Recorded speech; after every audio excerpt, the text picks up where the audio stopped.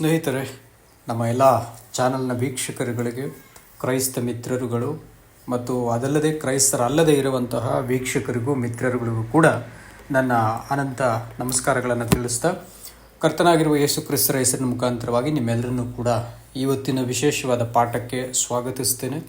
ಸ್ನೇಹಿತರೆ, ಕಳೆದ ಪಾಠದಲ್ಲಿ ನಾವು ಸನಾತನದ ವಿಷಯವಾಗಿ ಒಂದು ವಿಡಿಯೋವನ್ನು ಅರ್ಧ ಭಾಗದಷ್ಟು ಮಾತ್ರ ನಾವು ಅಪ್ಲೋಡ್ ಮಾಡಿದ್ವಿ. ಸೊ ಆ ವಿಡಿಯೋದಲ್ಲಿ ಪ್ರೆಸೆಂಟ್ ಮಾಡಿರೋಂತಹ ಪ್ರಸ್ತುತಪಡಿಸಿರೋಂತಹ ವಿಷಯಗಳನ್ನು ವೀಕ್ಷಿಸಿರೋಂಥ ಅನೇಕ ನಮ್ಮ ವೀಕ್ಷಕರುಗಳು ಕಳೆದ ವಾರದಿಂದ ಮಿಶ್ರವಾಗಿರುವಂತಹ ಅಭಿಪ್ರಾಯಗಳೊಂದಿಗೆ ನಮ್ಮ ಜೊತೆ ಹಂಚ್ಕೊಂಡ್ರು. ಅದು ಕೆಲವರು ತುಂಬ ಅದರ ಪರವಾಗಿ ಮತ್ತು ಕೆಲವರು ತುಂಬ ಅದರ ವಿರುದ್ಧವಾಗಿ. ಅದು ಬರೀ ಕ್ರೈಸ್ತರು ಮಾತ್ರ ಅಲ್ಲದೆ ಕ್ರೈಸ್ತರ ಅಲ್ಲದೇ ಇರುವವರುಗಳ ಕಡೆಯಿಂದ, ಇನ್ಕ್ಲೂಡಿಂಗ್ ಲಿಂಗಾಯತರ ಕಡೆಯಿಂದ ಕೂಡ ಕೆಲವೊಂದು ಕರೆಗಳಲ್ಲಿ ಸಮಾಲೋಚನೆಗಳನ್ನು ಮಾಡಲಿಕ್ಕೆ ಸಾಧ್ಯ ಆಯಿತು. ಆ ಮೂಲಕವಾಗಿ ಆ ವಿಡಿಯೋ ಇಷ್ಟೊಂದು ಮಿಶ್ರ ಪ್ರತಿಕ್ರಿಯೆ ಉಂಟಾಗಲಿಕ್ಕೆ ಕಾರಣ ಏನು ಅಂತ ನೋಡುವಾಗ, ಅದರಲ್ಲಿ ಬಹುಪಾಲು ಸನಾತನ ಅಥವಾ ಹಿಂದೂ ಧರ್ಮ ಅಂತ ಈಗ ಏನು ಹೇಳ್ಕೊಳ್ತಾ ಇದ್ರೋ ಅದರ ಪರವಾಗಿ ಮಾತ್ರ ಇತ್ತು. ಆದರೆ ಇಂದಿನ ವಿಡಿಯೋ ನೋಡುವ ಮೂಲಕವಾಗಿ ಟೈಟಲನ್ನು ನಾವು ಸತ್ಯವೇದದ ಸನಾತನಿಗಳು ಅಂತ ನಾನು ಟೈಟಲನ್ನು ಇಟ್ಟಿರ್ತೇನೆ. ಸೊ ಈ ಸತ್ಯವೇದದ ಸನಾತನಿಗಳು ಎಂಬಂತಹ ಶಬ್ದದ ಮುಖಾಂತರನೇ ನಿಮಗೆ ಒಂದು ಐಡಿಯಾ ಬರಬೇಕು. ಈ ವಿಡಿಯೋದಲ್ಲಿ ಸತ್ಯವೇದದಲ್ಲಿ ಸನಾತನ ಅನ್ನುವಂಥದ್ದು ಇದೆಯಾ, ಸನಾತನಿಗಳು ಎಂಬಂಥವರು ಇದ್ದಾರಾ, ಇದ್ದರೆ ಅದು ಎಷ್ಟು ಮಟ್ಟಕ್ಕೆ ಎಲ್ರಿಗೂ ಗೊತ್ತಿದೆ, ಕ್ರೈಸ್ತರೆಲ್ರಿಗೂ ಕ್ರೈಸ್ತತ್ವಕ್ಕೆ ಈ ಸತ್ಯವೇದದಲ್ಲಿರುವ ಸನಾತನಿಗಳು ಯಾರು, ಏನು ತಿಳುವಳಿಕೆ ಇದೆ ಅಂಥೇಳಿ ಯೇಸು ಕ್ರಿಸ್ತರ ಮುಖಾಂತರವಾಗಿ ನಾನಿವತ್ತು ತಿಳಿಸ್ಲಿಕ್ಕೆ ಈ ವಿಡಿಯೋದಲ್ಲಿ ನಿಮಗೋಸ್ಕರವಾಗಿ ಸಿದ್ಧ ಮಾಡಿರ್ತೀನಿ ರೀ. ನೋಡಿ, ಇವರು ಯಾರು ಗೊತ್ತಾ ಸತ್ಯವೇದದ ಸನಾತನಿಗಳು ಅಂಥೇಳಿ ಯೇಸು ಕ್ರಿಸ್ತರು ನಮಗೆ ಪ್ರಶ್ನೆ ಹಾಕಿದ್ರು ಅಂತ ಇಟ್ಕೊಳ್ಳಿ.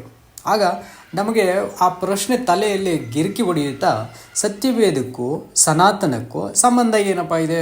ಅದು ಹಿಂದೂ ಧರ್ಮ ಅಲ್ವಾ, ಇದು ಕ್ರೈಸ್ತ ಧರ್ಮ ಅಲ್ವಾ, ಇದಕ್ಕೂ ಅದಕ್ಕೂ ಎರಡು ಒಂದಕ್ಕೊಂದು ವಿರುದ್ಧವಾಗಿರುವಂಥ ಧರ್ಮಗಳಲ್ವಾ, ಇದು ಹೇಗೆ ಸಂಬಂಧನೇ ಇಲ್ಲ ಅಂತ ನಿಮ್ಗೆ ಅನಿಸ್ಬಿಡುತ್ತೆ ವಿಡಿಯೋನ ನೀವು ವೀಕ್ಷಿಸ್ತಾ ಇದ್ದರೆ.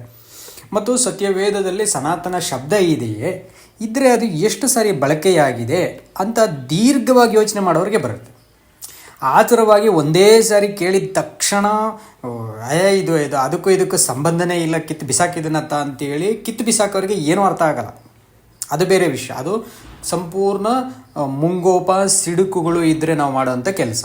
ಅದನ್ನು ಬಿಟ್ಟು ಪರಿಶೀಲನೆ ಮಾಡುವಂಥ ಪಕ್ಷದಲ್ಲಿ ಸತ್ಯವೇದದಲ್ಲಿ ಸನಾತನ ಶಬ್ದ ಇದೆಯೇ ಅನ್ನುವಂಥ ಪ್ರಶ್ನೆಯನ್ನು ಹಾಕ್ಕೊಳ್ತಾರೆ ಯಾರಾದರೂ ಸರಿಯಾದ ನ್ಯಾಯಯುತವಾದ ಒಂದು ಪರಿಶೋಧನೆ ಅಥವಾ ವಿಮರ್ಶೆ ಮಾಡೋಂಥವ್ರು ಇದ್ದರೆ ಆ ಸನಾತನ ಪದ ಸತ್ಯವೇದದಲ್ಲಿ ಎಷ್ಟು ಸಾರಿ ಬಳಕೆಯಾಗಿದೆ ಅನ್ನುವಂಥದ್ದನ್ನು ಕೂಡ ಹಾಕ್ಕೊಳ್ಬೋದು. ನೋಡಿ, ಇಲ್ಲಿ ನಾವು ನೋಡ್ತೀವಿ, ದಾನಿಯೇಲನ ಗ್ರಂಥದಲ್ಲಿ 6ನೇ ಅಧ್ಯಾಯ 26ನೇ ವಚನದಲ್ಲಿ ನೀವು ನೋಡ್ಬೋದು, ಸನಾತನ ದೇವರು ಅಂತಲೇ ಇರುತ್ತೆ ಸ್ನೇಹಿತರೆ. ಸನಾತನ ದೇವರು ನೋಡಿ, ಸತ್ಯವೇದದ ದೇವರಿಗೆ ಸನಾತನ ದೇವರು ಅಂತ ಕರೆಯುವಂಥದ್ದನ್ನು ನೇರವಾಗಿದೆ ಇರುತ್ತೆ. ನಾನೇನು ಮ್ಯಾನಿಪುಲೇಟ್ ಮಾಡ್ತಾ ಇಲ್ಲ. ದಯವಿಟ್ಟು ನಿಮ್ಮ ಬೈಬಲ್ಸನ್ನು ಓಪನ್ ಮಾಡಿ ನೀವು ಚೆಕ್ ಮಾಡ್ಕೊಳ್ಬೋದು ನಾನು ಇಲ್ಲೇನಾದರೂ ತಪ್ಪಾಗಿ ಹೇಳ್ತಾ ಇದ್ದರೆ. ಮೊದಲನೇದಾಗಿ ದಾನಿಯೇಲ 6:26ರಲ್ಲಿ ಸನಾತನ ದೇವರು ಅಂತ ನೋಡ್ತೀರ. ಎರಡನೆಯದಾಗಿ ಸನಾತನ ಮಾರ್ಗ ಅಂತ ಹೇಳ್ತಾರೆ. ಒಬ್ಬ ಕೀರ್ತನೆಗಾರ 139ನೇ ಕೀರ್ತನೆ 24ನೇ ವಚನದಲ್ಲಿ ಹೇಳ್ತಾರೆ, ಸನಾತನ ಮಾರ್ಗ ಅಂತ ಹೇಳ್ತಾರೆ. ನೋಡಿ, ಸನಾತನ ದೇವ್ರು ಮಾತ್ರ ಅಲ್ರಿ, ಸನಾತನ ಮಾರ್ಗವೂ ಕೂಡ ಇದೆ. ಆಮೇಲೆ ಮೂರನೇದಾಗಿ ಸನಾತನ ಧರ್ಮ ಅಂತಲೇ ಹೇಳ್ತಾರೆ. ದಾನಿಯೇಲ 9ನೇ ಅಧ್ಯಾಯ 24ನೇ ವಚನದಲ್ಲಿ ಸನಾತನ ಧರ್ಮದ ಸ್ಥಾಪನೆ ಕುರಿತೇ ಮಾತಾಡ್ತಾರೆ. ಆ ಧರ್ಮ ಹೇಗೆ ಸ್ಥಾಪನೆ ಮಾಡಬೇಕು ಅಂತ, ಆ ಧರ್ಮದ ಮಾರ್ಗದ ವಿಶೇಷತೆಗಳೇನು, ಆ ಮಾರ್ಗದಲ್ಲಿ ನನ್ನನ್ನು ನಡೆಸುದೇವ್ರೇ ಅಂತ ಭಕ್ತನು ಕೀರ್ತನೆ 139:24ರಲ್ಲಿ ಬೇಡ್ಕೊಳ್ತಾನೆ. ಮತ್ತು ಆ ಧರ್ಮ ಅಷ್ಟೊಂದು ಶ್ರೇಷ್ಠವಾದ ಮಾರ್ಗ ಅದು ಎಲ್ಲಿಗೆ ನಡೆಸುತ್ತೆ ಅಂತಂದರೆ ಸನಾತನ ದೇವರ ಬಳಿಗೆ ನಡೆಸುತ್ತೆ. ಈಗ ಈ ಮೂರು ನಿಮಗೊಂದು ತಲೆಯಲ್ಲಿ ಹುಳ ಬಿಟ್ಟಂತೆ, ಏನಪ್ಪ ಇದು ಸನಾತನ ದೇವರು ಅಂತಿದೆ, ಸನಾತನ ಮಾರ್ಗ ಅಂತಿದೆ, ಸನಾತನ ಧರ್ಮ ಅಂತಿದೆ ಅಂತ ನೀವು ತಲೆ ಕೆಡಿಸ್ಕೊತಾ ಇದ್ದೀರಾ. ಖಂಡಿತ ಈ ವಿಡಿಯೋ ನೋಡುವಾಗ ನಿಮಗೆ ಹಂಗಾಗಲೇ ಆಗಬೇಕು. ಯಾಕಂದರೆ ಸತ್ಯಗಳು, ವಾಸ್ತವಗಳು, ನಿಜಾಂಶಗಳನ್ನು ತಲೆ ಕೇಳುವಾಗ ಹಂಗೆ ಅನಿಸುತ್ತೆ. ಕಾರಣ ನಾವಿಷ್ಟು ವರ್ಷ ಕೇಳಿರೋದು ಬರೀ ಸುಳ್ಳು ಕಟ್ಟುಕತೆಗಳು, ಕಾಗೆ ಗುಬ್ಬಿ ಕತೆಗಳನ್ನು ಕೇಳಿಕೊಂಡು ಬೇಕಿಲ್ಲದೆ ಇರುವಂತಹ ದೇವರಿಗೆ ವಿರೋಧವಾಗಿರೋಂತಹ ವ್ಯವಸ್ಥೆಗಳು, ಸಂಪ್ರದಾಯಗಳು, ಕಟ್ಟುಪಾಡುಗಳಲ್ಲಿ ನಾವು ಬಂದಿಗಳಾಗಿ ಗುಲಾಮರಾಗಿ ನಾವು ಬಿದ್ದಿರೋ ಕಾರಣ ನಮಗೆ ಈ ಶಬ್ದಗಳನ್ನು ಕೇಳಿಸಿದ ತಕ್ಷಣ ಏನು ಸತ್ಯವೇದದಲ್ಲಿ ಈ ಥರ ಇದೆಯಾ ಅನ್ನುವಂಥ ಪ್ರಶ್ನೆ ಮೂಡುತ್ತೆ ಮೊದಲನೇದಾಗಿ.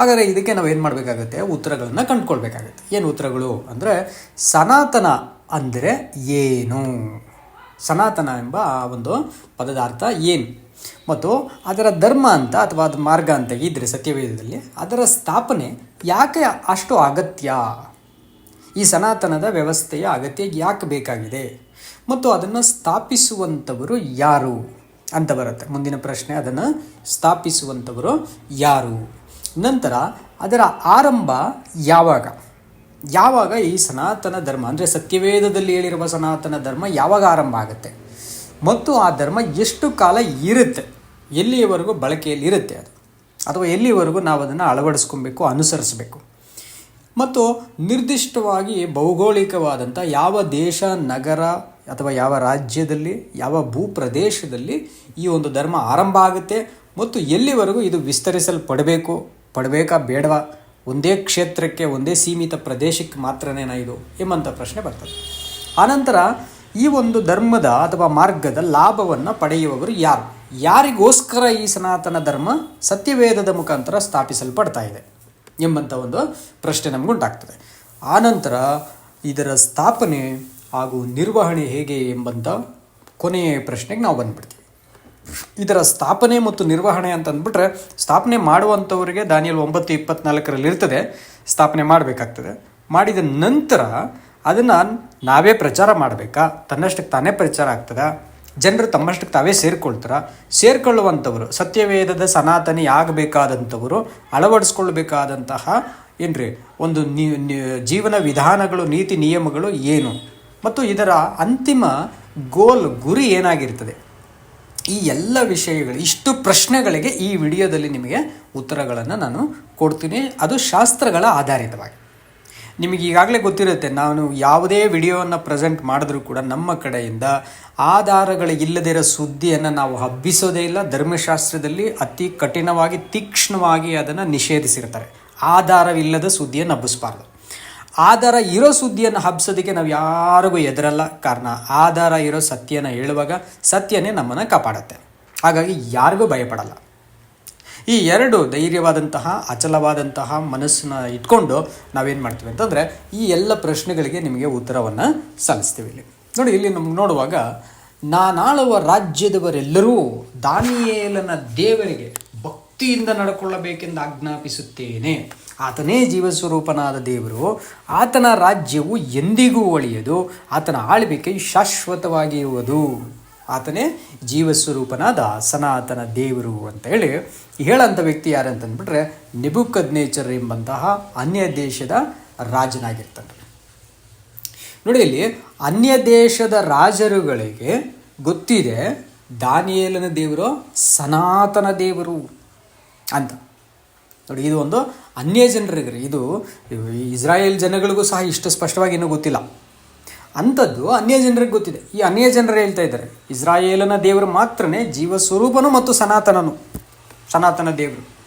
ಈಗ ನಾವು ಯಾರಿಗಾದ್ರೂ ಭಕ್ತರುಗಳಿಗೆ ಗೊತ್ತಾ ಅಂತ ನೋಡ್ಬಿಟ್ರೆ, ಭಕ್ತನಾದ ದಾವೀದನು ಆಡ್ತಾನೆ ಕೀರ್ತನೆ 139:24, ನಾನು ಕೇಡಿನ ಮಾರ್ಗದಲ್ಲಿರುತ್ತೇನೋ ಏನೋ ನೋಡಿ ಸನಾತನ ಮಾರ್ಗದಲ್ಲಿ ನನ್ನನ್ನು ನಡೆಸುವಂತಾನೆ. ಅಂದರೆ ಸನಾತನ ಬಿಟ್ಟು ಮಿಕ್ಕಿರೋ ಮಾರ್ಗಗಳೆಲ್ಲ ಕೆಟ್ಟ ಮಾರ್ಗಗಳು ಅಂತ ಈ ಭಕ್ತ ಸ್ಪಷ್ಟಪಡಿಸ್ತಾನೆ. ಕೇಡಿನ ಮಾರ್ಗದಲ್ಲಿ ಇರ್ತೀನಿ ಏನೋ ನೋಡ್ದೇವ್ರೆ, ನೋಡಿ ನನ್ನನ್ನು ಯಾವುದೋ ಒಂದು ಒಳ್ಳೆ ಮಾರ್ಗಕ್ಕೆ ಅಂತ ಹೇಳ್ತಿಲ್ಲ ಆತ, ಸನಾತನ ಮಾರ್ಗದಲ್ಲಿ ನನ್ನನ್ನು ನಡೆಸು. ಅಂದರೆ ಅದೊಂದೇ ಮಾರ್ಗ ಸನಾತನ ದೇವರಿಗೆ ಇಷ್ಟವಾದದ್ದು. ಆ ಕಾರಣದಿಂದ ಸನಾತನ ಮಾರ್ಗದಲ್ಲಿ ನಡೆಸು ದೇವ್ರೆ ಅಂತ ಬೇಡ್ಕೊಳ್ತಾರೆ. ಹಾಗಾದರೆ ಸದ್ಭಕ್ತರುಗಳಿಗೂ ದಾವೀದನಂತಹ, ದಾನಿಯೇಲನಂತಹ ಸದ್ಭಕ್ತರುಗಳಿಗೂ ಇದು ಗೊತ್ತಿದೆ. ಕೇವಲ ಅನ್ಯ ದೇಶದ ರಾಜರುಗಳಿಗೆ ಮಾತ್ರ ಅಲ್ಲ. ಮತ್ತು ಸತ್ಪ್ರವಾದಿಗಳು ಕೂಡ ಈ ವಿಷಯವಾಗಿ ಮಾತಾಡಿರೋ ಅಂಥದ್ದನ್ನು ನಾವು ಮುಂದಿನ ವಚನದಲ್ಲಿ ನೋಡ್ತೀವಿ. ಇವಾಗ ದಾನಿಯೇಲ 9:24 ದೇವರ ಸತ್ಪ್ರವಾದಿಗಳು ಕೂಡ ಸನಾತನ ಧರ್ಮದ ಕುರಿತು ಪ್ರವಾದಿಸಿದ್ದಾರೆ ಅಂತ ನೋಡ್ತೀವಿ. ಅಧರ್ಮವನ್ನು ಕೊನೆಗಾಣಿಸುವುದು, ಪಾಪಗಳನ್ನು ತೀರಿಸುವುದು, ಅಪರಾಧವನ್ನು ನಿವಾರಿಸುವುದು, ಸನಾತನ ಧರ್ಮವನ್ನು ಸ್ಥಾಪಿಸುವುದು, ಕನಸನ್ನೂ ಪ್ರವಾದಿಯ ನುಡಿಯನ್ನು ಮುದ್ರೆ ಹಾಕಿ ಯಥಾರ್ಥ ಮಾಡುವುದು, ಅತಿ ಪರಿಶುದ್ಧವಾದದ್ದನ್ನು ಅಭಿಷೇಕಿಸುವುದು, ಇವೆಲ್ಲ ನೆರವೇರುವುದಕ್ಕೆ ಮೊದಲು ನಿನ್ನ ಜನಕ್ಕೂ ನಿನ್ನ ಪರಿಶುದ್ಧ ಪುರಕ್ಕೂ 70 ವಾರಗಳು ಕಳೆಯಬೇಕು ಅಂತ ಹೇಳ್ತಾರೆ. 70 ವಾರಗಳು ಕಳೆಯಬೇಕಂತ ನಿಷ್ಕರ್ಷೆಯಾಗಿದೆ. ಹಾಗಾದರೆ ನೋಡಿ, ಇಲ್ಲಿ ಸನಾತನ ಧರ್ಮವನ್ನು ಸ್ಥಾಪಿಸುವುದು ಎಷ್ಟೊಂದು ಜವಾಬ್ದಾರಿಯುತವಾದಂತಹ ಪ್ರವಾದನೆ ಅಂತಂದರೆ, ನಮ್ಮ ದಾನಿಯೇಲನು ಉಪವಾಸವಿದ್ದು ಕಣ್ಣೀರಿಟ್ಟು ದೇವರ ಹತ್ರ ಬೇಡ್ಕೊಂಡಾಗ ದೇವರು ಕಳಿಸಿಕೊಟ್ಟಂತಹ ಗಬ್ರಿಯೇಲ್ ದೂತನು ದೇವದೂತನಿಂದ ತಿಳಿಸಲ್ಪಡುವಂಥ ಸಂಗತಿ ಇದು. ಒಬ್ಬ ದೇವರಿಗೆ ಅತೀ ಪ್ರಿಯನಾಗಿರೋಂತಹ ದಾನಿಯೇಲ್ ಎಂಬ ಪ್ರವಾದಿ ಬರೆದಿಡ್ತಾ ಇದ್ದಾರೆ ಸನಾತನ ಧರ್ಮದ ಸ್ಥಾಪನೆಯ ವಿಶೇಷತೆಗಳನ್ನು ಕುರಿತು. ಹಾಗಾದರೆ ದೇವರ ಪ್ರವಾದಿಗಳಿಗೆ ಸತ್ಪ್ರವಾದಿಗಳಿಗೆ ಗೊತ್ತಿದೆ. ಆ ಪ್ರವಾದನೆನ ನಾವು ವಿಭಾಗ ಮಾಡಿ ನೋಡೋದಾದರೆ ಅಲ್ಲಿ ಎಷ್ಟು ಅಂಶಗಳನ್ನು ಮೆನ್ಷನ್ ಮಾಡ್ತಾರೆ ಅಂತಂದರೆ, ಮೊದಲು ಅಧರ್ಮವನ್ನು ಕೊನೆಗಾಣಿಸುವುದು, ಎರಡನೆಯದು ಪಾಪಗಳನ್ನು ತೀರಿಸುವುದು, ಮೂರನೆಯದಾಗಿ ಅಪರಾಧವನ್ನು ನಿವಾರಿಸುವುದು. ನೋಡಿ, ಈ ಮೂರು ಬೇರೆ ಬೇರೆ ಪ್ರಿಯ ಸ್ನೇಹಿತರೆ, ಇದನ್ನು ನಾನು ಪ್ರತ್ಯೇಕವಾದ ವಿಡಿಯೋದಲ್ಲಿ ಬರೀ ಇದೊಂದೇ ಒಂದು ಪಾಠವನ್ನು ಹಾಕ್ತೀನಿ ನಾನು. ಅಂದರೆ ಈ ಅಧರ್ಮ, ಪಾಪ, ಅಪರಾಧಗಳಿಗಿರುವಂಥ ವ್ಯತ್ಯಾಸಗಳೇನು ಅಂತ. ಈ ಮೂರನ್ನು ನಿವಾರಿಸುವುದು, ತೀರಿಸುವುದು, ಕೊನೆಗಾಣಿಸುವುದು ಮಾಡಬೇಕಂದ್ರೆ ಈ ಸನಾತನ ಧರ್ಮವನ್ನು ಸ್ಥಾಪಿಸಬೇಕು. ಈ ಸನಾತನ ಧರ್ಮವನ್ನು ಸ್ಥಾಪಿಸದೆ ಈ ಮೇಲೆ ಇರುವಂಥ ಅಪರಾಧ ನಿವಾರಣೆ, ಪಾಪಗಳ ತೀರಿಸಲ್ಪಡುವಿಕೆ, ಅಧರ್ಮದ ಕೊನೆಗಾಣಿಸುವಿಕೆ ಯಾವುದೂ ನಡೆಯಲ್ಲ. ಹಾಗಾದರೆ ಇದು ಮೂರು ಆಗಬೇಕಂದ್ರೆ ಈ ಸನಾತನ ಧರ್ಮವನ್ನು ಸ್ಥಾಪಿಸಬೇಕು. ಅನಂತರ ಕನಸನ್ನು, ಪ್ರವಾದಿಯ ನುಡಿಯನ್ನು ಅಂದರೆ ದೈವಿಕ ಯೋಜನೆಯ ಸಂಪೂರ್ಣ ಚಿತ್ರಣಗಳನ್ನು ಮುದ್ರೆ ಹಾಕಬೇಕು. ಮುದ್ರೆ ಹಾಕಿದಾದ್ಮೇಲೆ ಅದನ್ನು ನೆರವೇರಿಸುವಂತಹ ಅತಿ ಪರಿಶುದ್ಧವಾದದ್ದು ಅಥವಾ ಅತಿ ಪರಿಶುದ್ಧ ಸ್ಥಳವನ್ನು ಅಭಿಷೇಕಿಸಲ್ಪಡಬೇಕು. ಆ ಸ್ಥಳದಲ್ಲಿ ಈ ಸನಾತನ ಧರ್ಮದ ಪ್ರತಿಷ್ಠಾಪನೆಯಾಗಿ ಅಲ್ಲಿಂದ ಈ ಅಪರಾಧ, ಪಾಪ, ಅಧರ್ಮಗಳನ್ನು ಕೊನೆಗಾಣಿಸಲಿಕ್ಕೆ ಬೇಕಾದಂತಹ ಸೇವೆಗಳು ನಡೆಸಲ್ಪಡಬೇಕು. ಇದಿಷ್ಟೆಲ್ಲ ನೆರವೇರೋದಕ್ಕೆ ಸಮಯವನ್ನು ಕೂಡ ಕೊಟ್ಬಿಟ್ಟಿರ್ತಾರೆ. ಇವೆಲ್ಲ ನೆರವೇರೋದಕ್ಕೆ ಮೊದಲು ನಿನ್ನ ಜನಕ್ಕೂ ನಿನ್ನ ಪರಿಶುದ್ಧ ಪುರಕ್ಕೂ 70 ವಾರಗಳು ಕಳೆಯಬೇಕು ಅಥವಾ ಕಾಯಬೇಕು ಎಂದು ನಿಷ್ಕರ್ಷೆಯಾಗಿದೆ ಅಂತ. ಯಾಕೆ ಈ ರೀತಿ ಕಳೆಯಬೇಕು ಅಂತ ಹೇಳ್ಬಿಡ್ತಾರೆ ಅಂತಂದರೆ, ನಮ್ಮ ದಾನಿಯೇಲನು ಪ್ರಾರ್ಥನೆ ಮಾಡುವಾಗ, ದೇವರೇ ಇಸ್ರಾಯೇಲ್ ದೇಶ, ನಾವು ಬಾಬೆಲಿನಲ್ಲಿ ಸೆರೆಯಾಳುಗಳಾಗಿ ಬಿದ್ದಿದ್ದೀವಲ್ಲ, ಯಾವಾಗ ನಮಗೆ ಸ್ವತಂತ್ರವನ್ನು ಕೊಟ್ಟು ಪುನಃ ಇಸ್ರಾಯೇಲ್ ದೇಶದಲ್ಲಿ ನಿಮ್ಮನ್ನು ಆರಾಧಿಸ್ತೀವಿ ನಾವು ಅಂತಂದರೆ, ನನ್ನನ್ನು ಆರಾಧಿಸೋದು, ನನ್ನ ಆಲಯ ಕಟ್ಟುವುದು ಅದು ಪಕ್ಕಕ್ಕಿರ್ಲಪ್ಪ, ಮೊದಲು ಸನಾತನ ಧರ್ಮ ಸ್ಥಾಪಿಸಬೇಕು ಕಣೋ. ಅದಾದ ನಂತರ ಅಪರಾಧಗಳು, ಪಾಪಗಳು, ಅಧರ್ಮಗಳೆಲ್ಲ ತೀರಿಸಲ್ಪಡಬೇಕು. ಆ ನಂತರ ನನ್ನ ದೈವಿಕ ಯೋಜನೆಯ ಕನಸಿನಲ್ಲಿ ತಿಳಿಸಿರುವಂಥ, ಪ್ರವಾದನೆಗಳಲ್ಲಿ ತಿಳಿಸಿರುವಂಥ ನುಡಿಗಳನ್ನು ಮುದ್ರೆ ಹಾಕಿ ಅದನ್ನು ನೆರವೇರಿಸುವಂಥ ಒಂದು ಶಂಕುಸ್ಥಾಪನೆ ನಡೀಬೇಕು. ಅಲ್ಲಿಂದ ಶುರುವಾಗುತ್ತೆ ಕಣಪ್ಪ ನಿಮಗೆ ಬಿಡುಗಡೆ ಇರ್ಬೋದು, ಇಸ್ರಾಯೇಲ್ ಪುನಃ ಸ್ಥಾಪನೆ ಇರ್ಬೋದು, ಇಸ್ರಾಯೇಲಿನ ಮುಖಾಂತರ ಇಡೀ ಲೋಕದ ರಕ್ಷಣೆ ಇರ್ಬೋದು.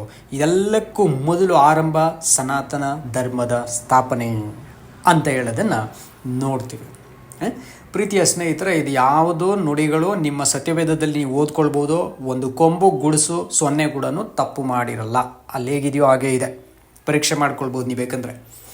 ಅದಾದ ನಂತರ ನಾವು ನೋಡೋದಾದರೆ, ಸತ್ಯವೇದದಲ್ಲಿ ಸದ್ಭಕ್ತರಿಗೆ ಗೊತ್ತಿದೆ, ಸತ್ ಪ್ರವಾದಿಗಳಿಗೆ ಗೊತ್ತಿದೆ, ಅಲ್ಲದೆ ಅನ್ಯ ಜನರಿಗೂ ಗೊತ್ತಿರುವ ಇಂತಹ ಸನಾತನ ದೇವರು, ಸನಾತನ ಧರ್ಮದ ಸನಾತನ ಮಾರ್ಗ ಕ್ರೈಸ್ತರಿಗೆ ಮಾತ್ರ ಗೊತ್ತಿಲ್ಲ. ಯಾಕೆ ಎನ್ನುವಂಥ ಪ್ರಶ್ನೆ ನನ್ನನ್ನು ಕಾಡುತ್ತೆ ಬಲವಾಗಿ. ಯಾಕಪ್ಪ ಅಂತಂದರೆ ನೋಡಿ, ಈ ವಿಡಿಯೋನ ನಾವು ಪ್ರಸ್ತುತಪಡಿಸುವಾಗ ಮೊದಲನೇ ವಿಡಿಯೋದಲ್ಲಿ ನಾನು ಕೇವಲ ಸನಾತನ ಧರ್ಮ ಅಂತಂದರೆ ಬೇರೆ ಒಂದು ಧರ್ಮದವರು ಆ ಹೆಸರನ್ನು ತಪ್ಪಾಗಿ ಬಳಸಿಕೊಂಡು ಅವರ ಶಾಸ್ತ್ರಗಳಲ್ಲಿ ತಪ್ಪಾದ ರೀತಿಯಲ್ಲಿ ಪ್ರೆಸೆಂಟ್ ಮಾಡಿದ್ದಾರೆ ಅಂತ ಹೇಳಿದ್ದು. ಅವ್ರದನ್ನು ಪ್ರಶಂಸೆ ಮಾಡಲಿಲ್ಲ. ಅವ್ರು ತಪ್ಪಾಗಿ ಪ್ರೊಜೆಕ್ಟ್ ಮಾಡ್ತಾ ಇದ್ದಾರೆ ಅಂತಂದು ನಿರೂಪಿಸುವುದಕ್ಕೆ ಸಾಕ್ಷ್ಯಾಧಾರಗಳನ್ನು ಕೊಟ್ಟಿದ್ದು. ಅದು ನಾನು ನಮ್ಮ ಸತ್ಯವೇದ ಗ್ರಂಥದಿಂದ ಕೊಡದಂತೆ ಅವರ ಸಾಮಾಜಿಕ ಕರ್ತರುಗಳು, ಸಾಮಾಜಿಕ ನಾಯಕರುಗಳು ಎಣಿಸಿಕೊಳ್ಳಿರುವವರ ಬಾಯಿಂದನೇ ಅವರ ಸನಾತನ ಧರ್ಮದ ಒಂದು ಲೋಪದೋಷಗಳು, ಸನಾತನ ಶಬ್ದ ಅಲ್ಲಿ ಸೂಕ್ತವಾಗಿ ಸಲ್ಲಲ್ಲ ಅನ್ನೋಂಥದ್ದನ್ನು ತಿಳಿಸಿದ್ದೀನಿ. ಆದರೆ ವಿಪರ್ಯಾಸ ಏನಪ್ಪ ಅಂದರೆ, ಸತ್ಯವೇದದಲ್ಲೇ ಸನಾತನ ಧರ್ಮ ಇರೋಂಥದ್ದು. ಈ ವಿಡಿಯೋನ ನಾನು ಮೊದಲೇ ಪ್ರೆಸೆಂಟ್ ಮಾಡಿದ್ದಿದ್ರೆ ನಿಮಗೆ ಸ್ವಲ್ಪ ಈಸಿಯಾಗಿರೋದು. ಹಾಗಾಗಿ ಈ ಸತ್ಯವೇದದಲ್ಲಿರುವಂಥ ಸನಾತನ ಧರ್ಮ, ಸನಾತನ ದೇವರು, ಸನಾತನ ಮಾರ್ಗ ಯಾವುದು ಗೊತ್ತಿಲ್ಲದೆ ಕ್ರೈಸ್ತರಿದ್ದೀರಾ ಅಂತ ಅಂದ್ಬಿಟ್ರೆ ನೀವು ಸದ್ಭಕ್ತರಾಗಿರ್ಲಿಕ್ಕೆ ಸಾಧ್ಯವಿದೆಯಾ? ಸತ್ ಪ್ರವಾದಿಗಳ ಪ್ರವಾದನೆಗಳನ್ನು ನಿಮಗೆ ಅರ್ಥ ಆಗಿದೆಯಾ? ಅಥವಾ ಕನಿಷ್ಠ ಒಂದು ಗೌರವಿಸುವಂಥ ಅನ್ಯಜನರಾಗಿ ಆದರೂ ಇದ್ದೀರಾ? ನೀವು ಕ್ರೈಸ್ತತ್ವವನ್ನು ಗೌರವಿಸುವಂಥ ಅನ್ಯಜನರಾಗಿದ್ದೀರಾ ಅಂದರೆ ಈ ಮೂರಕ್ಕೂ ನಿಮ್ಮ ಮನಸ್ಸಾಕ್ಷಿಯ ನಿಮಗೆ ಉತ್ತರ ಹೇಳಬೇಕಾಗತ್ತೆ. ಎಂತಹ ಒಂದು ವಿಪರ್ಯಾಸವಲ್ಲವೇ? ಈಗಾಗೋದಕ್ಕೆ ಕಾರಣ ಏನು ಅಂತ ಅನಿಸಿದ್ರೆ ನೋಡಿ, ಅನ್ಯ ಜನರುಗಳಲ್ಲಿ ನೆಬೂಕದ್ನೆಚ್ಚರ ರಾಜನಿರಬಹುದು, ಅಥವಾ ನಮ್ಮ ದಾನಿಯೇಲನನ್ನು ಉನ್ನತವಾಗಿರೋಂಥ ಪ್ರಧಾನಮಂತ್ರಿಗಳ ಸ್ಥಾನಕ್ಕೆ ಇರಿಸಿದಂತಹ ಅವರ ನಂತರ ಬಂದಂಥ ರಾಜರುಗಳಿರ್ಬೋದು. ಈ ಅನ್ಯ ಜನರ ರಾಜುಗಳೆಲ್ಲರೂ ದಾನಿಯೇಲನನ್ನು ಗೌರವಿಸಿದರು. ಯಾಕಂದರೆ ಆತನಲ್ಲಿ ದೇವರುಗಳ ಆತ್ಮ ಇದ್ದಾರೆ, ಮನುಷ್ಯರುಗಳ ಮಧ್ಯದಲ್ಲಿ ವಾಸಿಸದ ದೇವರ ಆತ್ಮ ಇದೆ ಅಂತೇಳಿ. ಆ ಕಾರಣದಿಂದ ಆತನ ಮಾತನ್ನು ಶ್ರದ್ಧೆಯಿಂದ ಕೇಳ್ತಾ ಇದ್ರು. ರಾಜನಾಗಿದ್ದರು ಕೂಡ ಕೂತ್ಕೊಂಡು ಕೇಳ್ತಾ ಇದ್ದ. ಅವನು ಎದುರು ಚೆಂಡಿಸ್ತಾ ಇರಲಿಲ್ಲ, ಪ್ರತಿರೋಧಿಸ್ತಾ ಇರಲಿಲ್ಲ. ನನಗೆಲ್ಲ ಗೊತ್ತು, ನಾನು ಸರ್ವಜ್ಞಾನಿ, ನಾನು ಅದು ಇದು ಅಂತಂದು ಕೊಚ್ಕೊಳ್ತಾ ಇರಲಿಲ್ಲ. ಅವ್ರೇನು ಮಾಡ್ತಾಯಿದ್ರು ಅಂದರೆ, ನನಗೇನು ಗೊತ್ತಿಲ್ಲ, ದಯವಿಟ್ಟು ನನಗೆ ತಿಳಿಸ್ಕೊಡ್ರಿ ಅಂತ ಒಪ್ಪಿಸ್ಕೊಡ್ತಾಯಿದ್ರು. ಮತ್ತು ಕೆಲವು ಸದ್ಭಕ್ತರುಗಳೇನು ಮಾಡ್ತಾಯಿದ್ರು, ಶಾಸ್ತ್ರಗಳನ್ನು ಪರಿಶೀಲಿಸಿ ತಿಳ್ಕೊಳ್ತಾಯಿದ್ರು. ಅಥವಾ ಪ್ರವಾದಿಗಳ ಬಳಿಯಲ್ಲಿ ಬಂದು ವಿಚಾರಣೆ ಆದರೂ ಮಾಡ್ತಿದ್ರು. ಯೆಶಾಯ 8:20 ಹೇಳ್ದಂಗೆ ನಮಗೆ ಯೆಹೋವನ ಧರ್ಮಶಾಸ್ತ್ರವನ್ನು, ಯೆಹೋವನ ಕಟ್ಟಳೆಗಳನ್ನು ಪರೀಕ್ಷಿಸೋಣ ಅಂತಂದಿಲ್ಲ ಅಂದರೆ ಇವರಿಗೆ ಬೆಳಕಿರಲ್ಲ ಅಂತಾರೆ. ಆ ರೀತಿ ಪರಿಶೀಲನೆ ಆದರೂ ಮಾಡ್ತಿದ್ರು. ಇದು ಯಾವುದೂ ಮಾಡದೇ ಇರುವಂಥ ಕ್ರೈಸ್ತರಿಗೆ ಎಂದಿಗೂ ಬೆಳಕಾಗಲ್ಲ, ಎಂದಿಗೂ ಬೆಳಕಾಗಲ್ಲ ಇವರಿಗೆ.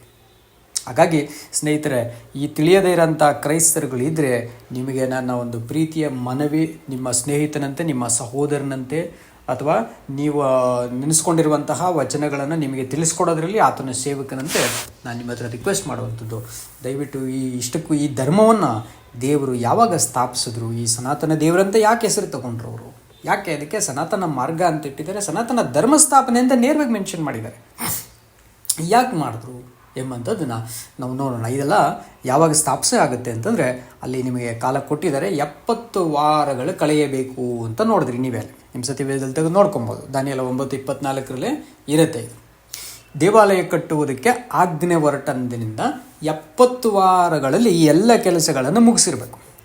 ಹಾಗಾದರೆ ಈ ಎಲ್ಲ ಕೆಲಸಗಳನ್ನು ಮುಗಿಸಿ ಆ ದೇವಾಲಯವನ್ನು ಕಟ್ಟಿ ಏನ್ರಿ, ಆ ದೇವಾಲಯವನ್ನು ಅತಿ ಪರಿಶುದ್ಧವಾದದನ್ನು ಅಭಿಷೇಕಿಸಿ ಅದರಲ್ಲಿ ಸನಾತನ ಧರ್ಮ ಸ್ಥಾಪಿಸಿ ಪಾಪ ಅಪರಾಧ ಅಧರ್ಮಗಳನ್ನು ನಿವಾರಿಸಿ ನಂತರದಲ್ಲಿ ನಾವು ಬಂದಿರಬೇಕು.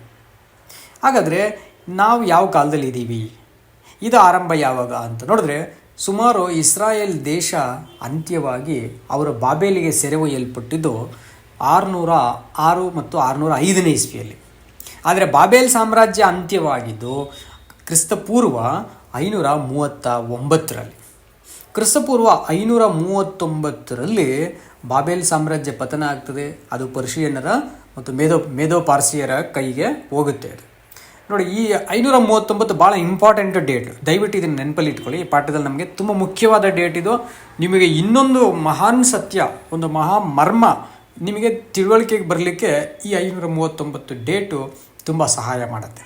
ಹಾಗಾಗಿ ಇಲ್ಲಿ ವಚನಗಳು ನಮಗೆ ಸ್ಪಷ್ಟವಾಗಿ ಹೇಳಿದಂತೆ ಈ ವಚನದ ಸಾಂಕೇತಿಕ ವ್ಯಾಖ್ಯಾನವನ್ನು ಪ್ರತಿಪಾದಿಸುವಂತಹ ಸ್ಕಾಲರ್ಸ್ಗಳಿದ್ದಾರೆ. ಅವ್ರೇನು ಮಾಡ್ತಾರೆ, ಸೆರೆಯಾಳುಗಳಾಗಿ ಇಸ್ರಾಯೇಲಿರೋ ಬಾಬೇಲ್ನಲ್ಲಿದ್ದಂಥವರು ತಮ್ಮ ತಾಯ್ನಾಡಿಗೆ ಹಿಂದಿರುಗಲು ಅನುಮತಿಸುವ ಕೋರೇಶನ ಆಜ್ಞೆಯೊಂದಿಗೆ ಇದನ್ನು ಗುರುತಿಸ್ತಾರೆ. ಕೋರೇಶ್ ಮಹಾರಾಜನ ಏನು ಮಾಡ್ತಾನೆ ಅಂತಂದರೆ, ನೀವು ಜನಗಳೆಲ್ಲ ಹಿಂದಕ್ಕೆ ಹೋಗ್ರಿ ಅಂತೇಳಿ ಆಜ್ಞೆಯನ್ನು ಕೊಡ್ತಾನೆ. ಅಲ್ಲಿ ಇವರ ಸೆರೆಯಾಳುಗಳಾಗಿದ್ದಾಗ ಅಲ್ಲೇನು ನಡೀತು ಎಂಬಂಥದ್ದು 2ನೇ ಪೂರ್ವಕಾಲ ವೃತ್ತ ಅಂತ 36ನೇ ಅಧ್ಯಾಯ 22-23 ವಚನಗಳಲ್ಲಿ ಮತ್ತು ಎಜ್ರನೆಂಬ ಗ್ರಂಥದ 1ನೇ ಅಧ್ಯಾಯದ ಮೊದಲ 3 ವಚನಗಳಲ್ಲಿ ನೀವು ಗಮನಿಸ್ಬೋದು. ಇಲ್ಲಿಗೆ ಕ್ರಿಸ್ತಪೂರ್ವ 539 ಮುಗಿದೋಗಿರುತ್ತೆ. 539-38 ಆ 1 ವರ್ಷದ ಮಧ್ಯದಲ್ಲಿ ಇಲ್ಲಿ ಇತರರು ಈ ವಚನದ ಅಕ್ಷರಶಃ ದೃಷ್ಟಿಕೋನವನ್ನು ಹೊಂದಿದ್ದಾರೆ. ಅಂದರೆ ಲಿಟ್ರಲ್ ಆಗಿ ಇದು ಏನು ಆಗಕ್ಕೆ ಹೋಗುತ್ತೆ ಎಂಬಂಥ ಸ್ಕಾಲರ್ಸ್ಗಳು ಬೇರೆ ಇದ್ದಾರೆ. ಮತ್ತು ಪ್ರಾರಂಭದ ಬಿಂದು ಅಂದರೆ ಕ್ರಿಸ್ತಪೂರ್ವ ಇದು ಯಾವಾಗ ಆಗುತ್ತೆ ಅಂತ ಸರಿಯಾದ ದೃಷ್ಟಿಕೋನವನ್ನು, ಅಂದರೆ ಆಜ್ಞೆ ಹೊರಡಿಸುವಂಥ ನಿಗದಿತ ತಾರೀಕು ಯಾವುದು ಅಂತ ನೋಡುವಾಗ 457 454 ಮಧ್ಯೆ ಅಂತ ಅನೇಕ ಸ್ಕಾಲರ್ಸ್ಗಳ ಅಭಿಪ್ರಾಯವನ್ನು ವ್ಯಕ್ತಪಡಿಸ್ತಾರೆ. ಅನೇಕರು ಒಪ್ಕೊಳ್ಳೋಂಥ ದಿನಾಂಕ ಅದು 454, ಅಂದರೆ ಕ್ರಿಸ್ತಪೂರ್ವ 454 ಅರ್ಥಶಾಸ್ತ್ರನ ಮೊದಲ ಆಜ್ಞೆಯನ್ನು ಕೊಡ್ತಾರೆ ಅಂತೇಳಿ ಎಜ್ರ ಗ್ರಂಥದ 7ನೇ ಅಧ್ಯಾಯದ 11-26 ವಚನಗಳಲ್ಲಿ ನಾವು ಗಮನಿಸ್ತೀವಿ. ಹಾಗಾದರೆ ಸ್ನೇಹಿತರೆ, ಇಷ್ಟೊಂದು ಐತಿಹಾಸಿಕವಾದಂಥ ದಾಖಲೆಗಳು ಇದೆ ಇಲ್ಲಿ. ಈ ಐತಿಹಾಸಿಕವಾದ ದಾಖಲೆಗಳಿಟ್ಕೊಂಡು, ಶಾಸ್ತ್ರಗ್ರಂಥಗಳಲ್ಲಿರೋಂತಹ ಪ್ರವಾದಿಗಳ ವಚನಗಳಿಟ್ಕೊಂಡು ಆದರೂ ತಿಳ್ಕೊಳ್ಳಿಕ್ಕೆ ನಮ್ಮ ಕ್ರೈಸ್ತತ್ವಕ್ಕೆ ಯಾಕೆ ಆಗ್ತಾ ಇಲ್ಲ ಅಂತಂದರೆ, ಕ್ರಿಸ್ತಪೂರ್ವ 539 ಬಿದ್ದೋದಂಥ ಬಾಬೇಲ್ ಸಾಮ್ರಾಜ್ಯ, ಅಕ್ಷರಾರ್ಥವಾದ ಬಾಬೇಲ್ ಸಾಮ್ರಾಜ್ಯ ಸಿಂಬೋಲಿಕ್ ಆಗಿ ಕ್ರಿಸ್ತ ಶಕ 539 ಸ್ಥಾಪನೆ ಆಗುತ್ತೆ ರೀ. ಕ್ರಿಸ್ತ ಶಕ 539 ಒಂದು ಸಿಂಬಾಲಿಕ್ ಬಾಬೇಲ್ ಕಿಂಗ್ಡಮ್ ಸ್ಟಾರ್ಟ್ ಆಗ್ತದೆ. ಈ ಒಂದು ಬಾಬೇಲ್ ಸಾಮ್ರಾಜ್ಯ ಯಾವಾಗ ಸ್ಟಾರ್ಟ್ ಆಯಿತು, ಆ ಕಾಲದಲ್ಲಿ 538-39 ನಡುವೆ ಇದ್ದಂಥ ಪೋಪ್ ವಿಜಿಲಿಯಸ್ ಅನ್ನುವಂಥವರು ಬಿಷೋಪರಾಗಿ ಮೊದಲು ಆಯ್ಕೆ ಆಗ್ತಾರೆ. ಕ್ಯಾಥೋಲಿಕ್ ಅಂತೇಳಿ, ಅಂದರೆ ಕ್ಯಾಥೋಲಿಕ್ ಅಂದರೆ ಯೂನಿವರ್ಸಲ್ ಅಂತ ಆಯ್ಕೆ ಆಗ್ತಾರೆ. ಆ ಕಾಲದ ನಂತರದಲ್ಲಿ ಈ ಒಂದು ಬಾಬೇಲ್ ಸಾಮ್ರಾಜ್ಯ ಅಂದರೆ ಕನ್ಫ್ಯೂಸಿಂಗ್ ಕಿಂಗ್ಡಮ್, ಇದು ಆರಂಭ ಆಗ್ತದೆ. ಆ ಕಾರಣದಿಂದ ಅವರು ಶಾಸ್ತ್ರ ಗ್ರಂಥಗಳನ್ನು ಎಲ್ಲರೂ ಓದಬಾರ್ದು, ಎಲ್ಲರೂ ಬಳಸಬಾರ್ದು, ಎಲ್ರಿಗೂ ತಿಳುವಳಿಕೆ ಆಗಬಾರ್ದು ಅನ್ನೋ ಕಾರಣಕ್ಕೆ ಒಂದೇ ಭಾಷೆಯಲ್ಲಿಡ್ತಾರೆ. ಸಾವಿರಾರು ವರ್ಷಗಳು ಸತ್ಯವೇದ ಒಂದೇ ಭಾಷೆಯಲ್ಲಿ ಇಡಿಸ್ತಾರೆ. ಅದನ್ನು ಬೇರೆ ಭಾಷೆಗೆ ಭಾಷಾಂತರ ಮಾಡಿದ್ರೆ ಅವ್ರನ್ನ ಕೊಲೆಗೈದು ಬಿಡ್ತಿದ್ರು, ಸುಟ್ಟಾಕಿ ಸಜೀವ ದಹನವಾಗಿ ಸುಟ್ಟು ಬಿಡ್ತಿದ್ರು ಸತ್ಯವೇದವನ್ನು. ಅಷ್ಟು ಕ್ರೂರವಾದಂಥ ಕ್ರೈಸ್ತರಿದ್ದಾರೆ.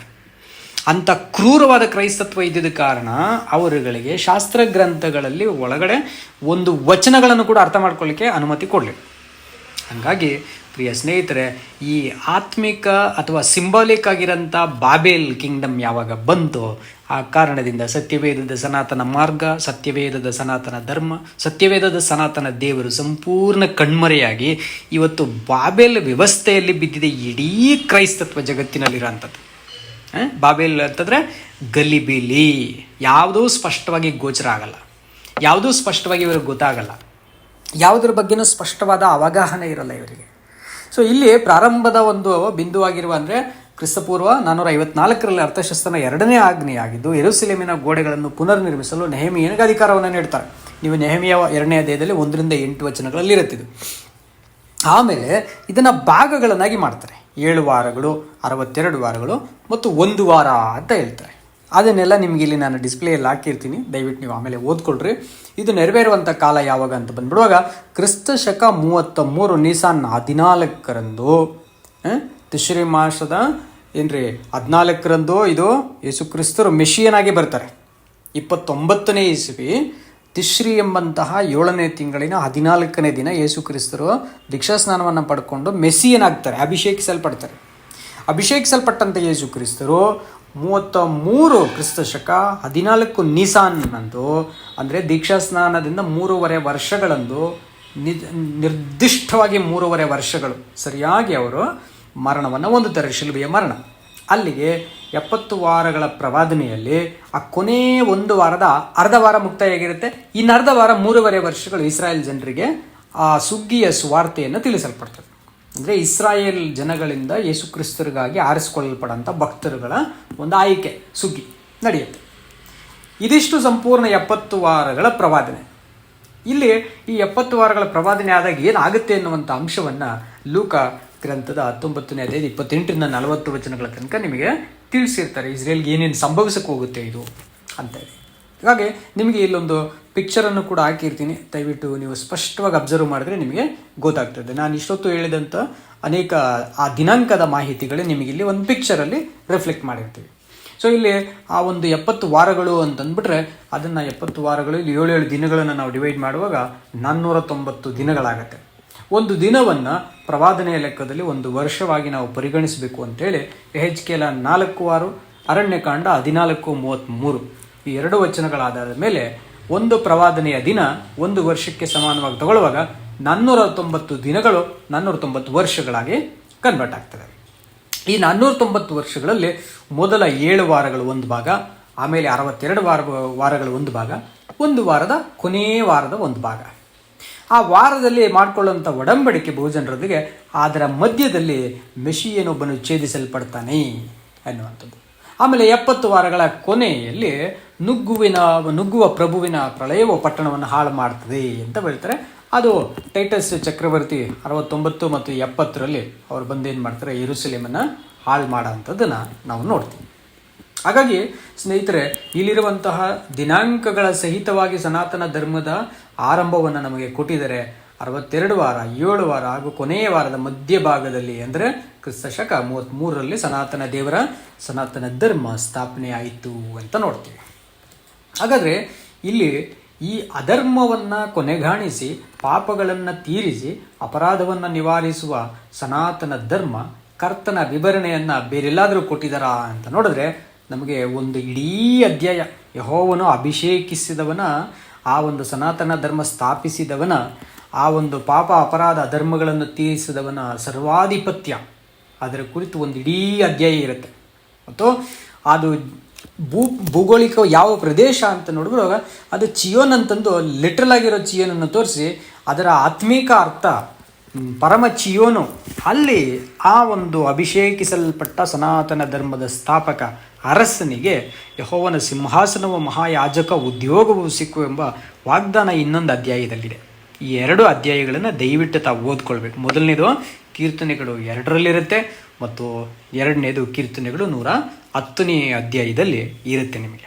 ಹಾಗಾದರೆ ಸ್ನೇಹಿತರೆ ನೋಡಿ, ಯೆಹೋವನ ಅಭಿಷೇಕಿಸಿದವನ ಈ ಸರ್ವಾಧಿಪತ್ಯ, ಚೀಯೋನಿನ ಅರಸನಿಗೆ ಯೆಹೋವನ ಸಿಂಹಾಸನವು ಮಹಾಯಾಜಕ ಉದ್ಯೋಗವು ಸಿಕ್ಕುವೆಂಬ ವಾಗ್ದಾನ 2 ಸನಾತನ ಧರ್ಮದ ಸ್ಥಾಪನೆಗಳಿಂದ ಹಿಡಿದು ಸನಾತನ ಧರ್ಮಕ್ಕೆ ಇಡೀ ವಿಶ್ವವೇ ಒಂದು ದಿನ ತಲೆದೂಗಬೇಕು.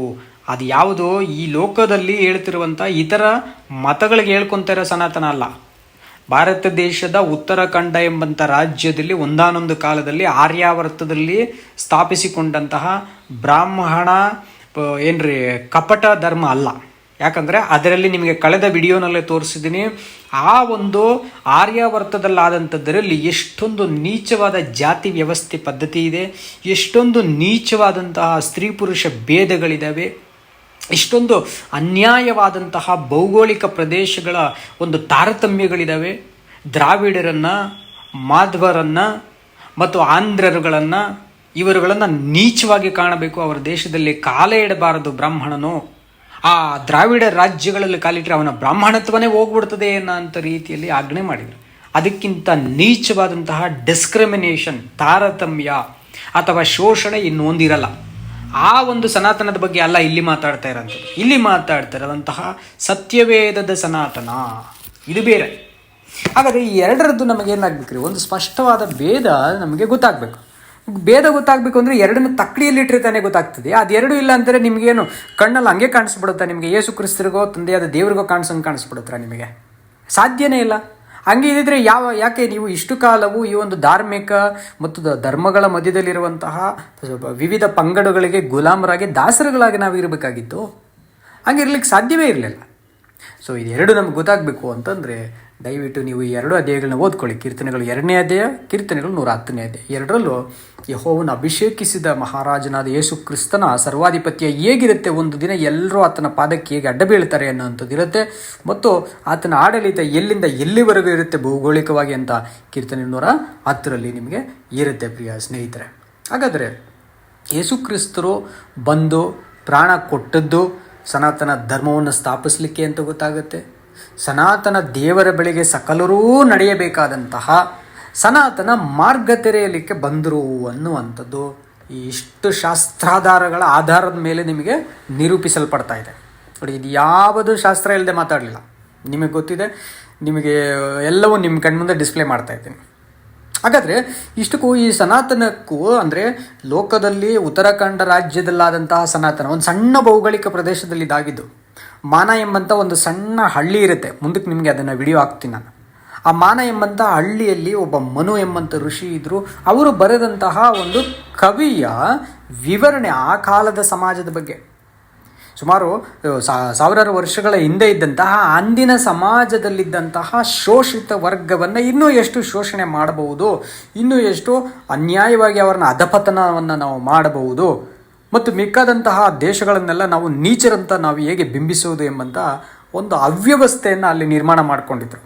ಅಂಥ ಸಣ್ಣ ಒಂದು ಹಳ್ಳಿಯಲ್ಲಿ, ಮಾನ ಎಂಬ ಹಳ್ಳಿಯಲ್ಲಿ ಹುಟ್ಕೊಂಡಿದ್ದಂಥದ್ದಲ್ಲ ಇದು ಆ ಕಾಲಕ್ಕೆ ಸಾರ್ವಭೌಮ ದೇಶವಾಗಿದ್ದಂಥ ಐಗುಪ್ತ ಮಹಾ ಸಾಮ್ರಾಜ್ಯವನ್ನು ಒಡೆದು ಉರುಳಿಸಿ ಅಲ್ಲಿಂದ 40 ವರ್ಷಗಳು ಸುತ್ತಮುತ್ತಲೂ ಇದ್ದಂಥ ಎಲ್ಲ ದೇಶಗಳಿಗೆ ಭಯವನ್ನು ಉಂಟು ಮಾಡಿ ಆ 40 ವರ್ಷಗಳು ಸಮುದ್ರಗಳನ್ನು ಭೇದಿಸಿ, ನದಿಗಳನ್ನು ಭೇದಿಸಿ, ಅರಣ್ಯದಲ್ಲಿ ಎಲ್ಲ ದೇವರುಗಳಿಗೆ ಮಣ್ಣು ಮುಕ್ಕಿಸಿ ಅವರನ್ನು ಇಸ್ರಾಯೇಲ್ ಎಂಬಂಥ ಒಂದು ಭೂಪ್ರದೇಶಕ್ಕೆ ಕರೆತಂದು ಆ ಇಸ್ರಾಯೇಲ್ ದೇಶದಲ್ಲಿ ಸುಮಾರು 7 ವರ್ಷಗಳು ವಿವಿಧ ರಾಜ್ಯಗಳಿಂದ ಬಂದಂಥ ಕರಕುಶಲಕರ್ಮಿಗಳೆಲ್ಲರನ್ನೂ ಸೇರಿಸಿ ಒಂದು ಮಹಾನ್ ಜಗತ್ಪ್ರಸಿದ್ಧ ದೇವಾಲಯವನ್ನು, ಯೆಹೋವನ ಆಲಯವನ್ನು ನಿರ್ಮಿಸಿ, ಅಂತಹ ಯೆಹೋವನ ಆಲಯದಲ್ಲ ಕೊನೆಯ ಭಾಗದಲ್ಲಿ ಅದರ ಆತ್ಮಿಕ ಆಲಯ ಅಥವಾ ಅದರ ಒಂದು ಛಾಯೆ ಮತ್ತು ನಿಜ ಸ್ವರೂಪಗಳೆಂಬಂಥ ಅಧ್ಯಯನದಲ್ಲಿ ನಾವು ನೋಡುವಾಗ ಅದರ ನಿಜವಾದ ನೈಜ ದೇವಾಲಯವನ್ನು ಸ್ಥಾಪಿಸಲಿಕ್ಕೆ ಯೇಸು ಕ್ರಿಸ್ತರು ಬಂದು ಮಾಡಿರಂತಹ ಈ ಸತ್ಯವೇದದ ಸನಾತನ, ಇದರ ಶಬ್ದ ಯಾವ ಭಾಷೆ,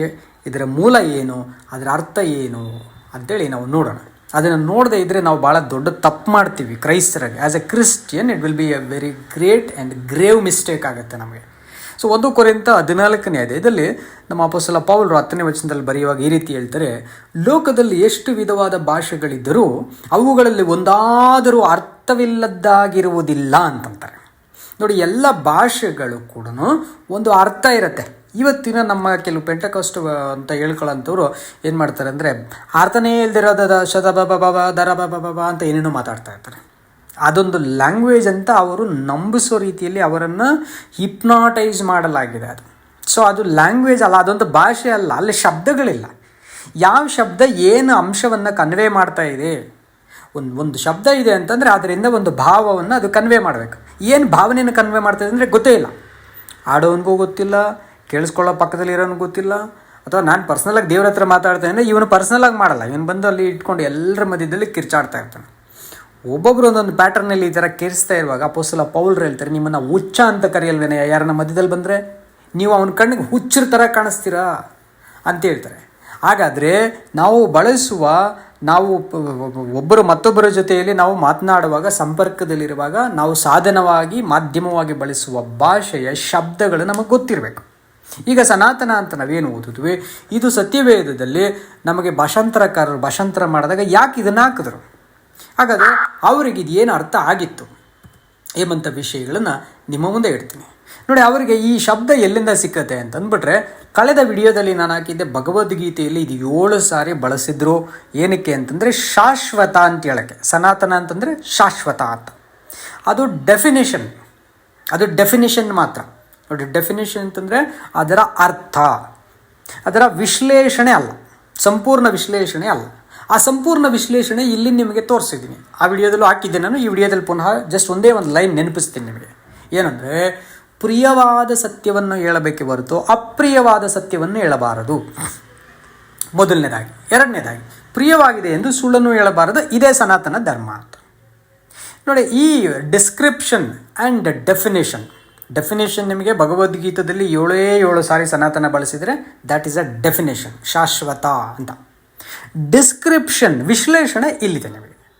ಏನು, ಸುಳ್ಳನ್ನು ಹೇಳಬಾರ್ದು ಮತ್ತು ಸತ್ಯ ಹೇಳುವ ಆಗಿರುವ ಪಕ್ಷದಲ್ಲಿ ಅದನ್ನು ಕನ್ವಿನ್ಸಿಂಗ್ ಆಗಿ, ಅಂದರೆ ಅವರಿಗೆ ಅರ್ಥ ಆಗುವಂತಹ ರೀತಿಯಲ್ಲಿ, ವಿವರಿಸಲು ಸಾಧ್ಯವಾಗಿರೋಂಥ ರೀತಿಯಲ್ಲಿ, ಸ್ಪಷ್ಟವಾದ, ಅರ್ಥಗರ್ಭಿತವಾದ, ನ್ಯಾಯಸಮ್ಮತವಾದ, ವ್ಯಾಕರಣ ಸಂಬಂಧವಾದ ರೀತಿಯಲ್ಲಿ ಅದನ್ನು ವಿವರಿಸಬೇಕು ಪ್ರೀತಿಯಿಂದ ಅನ್ನೋವಂಥದ್ದು.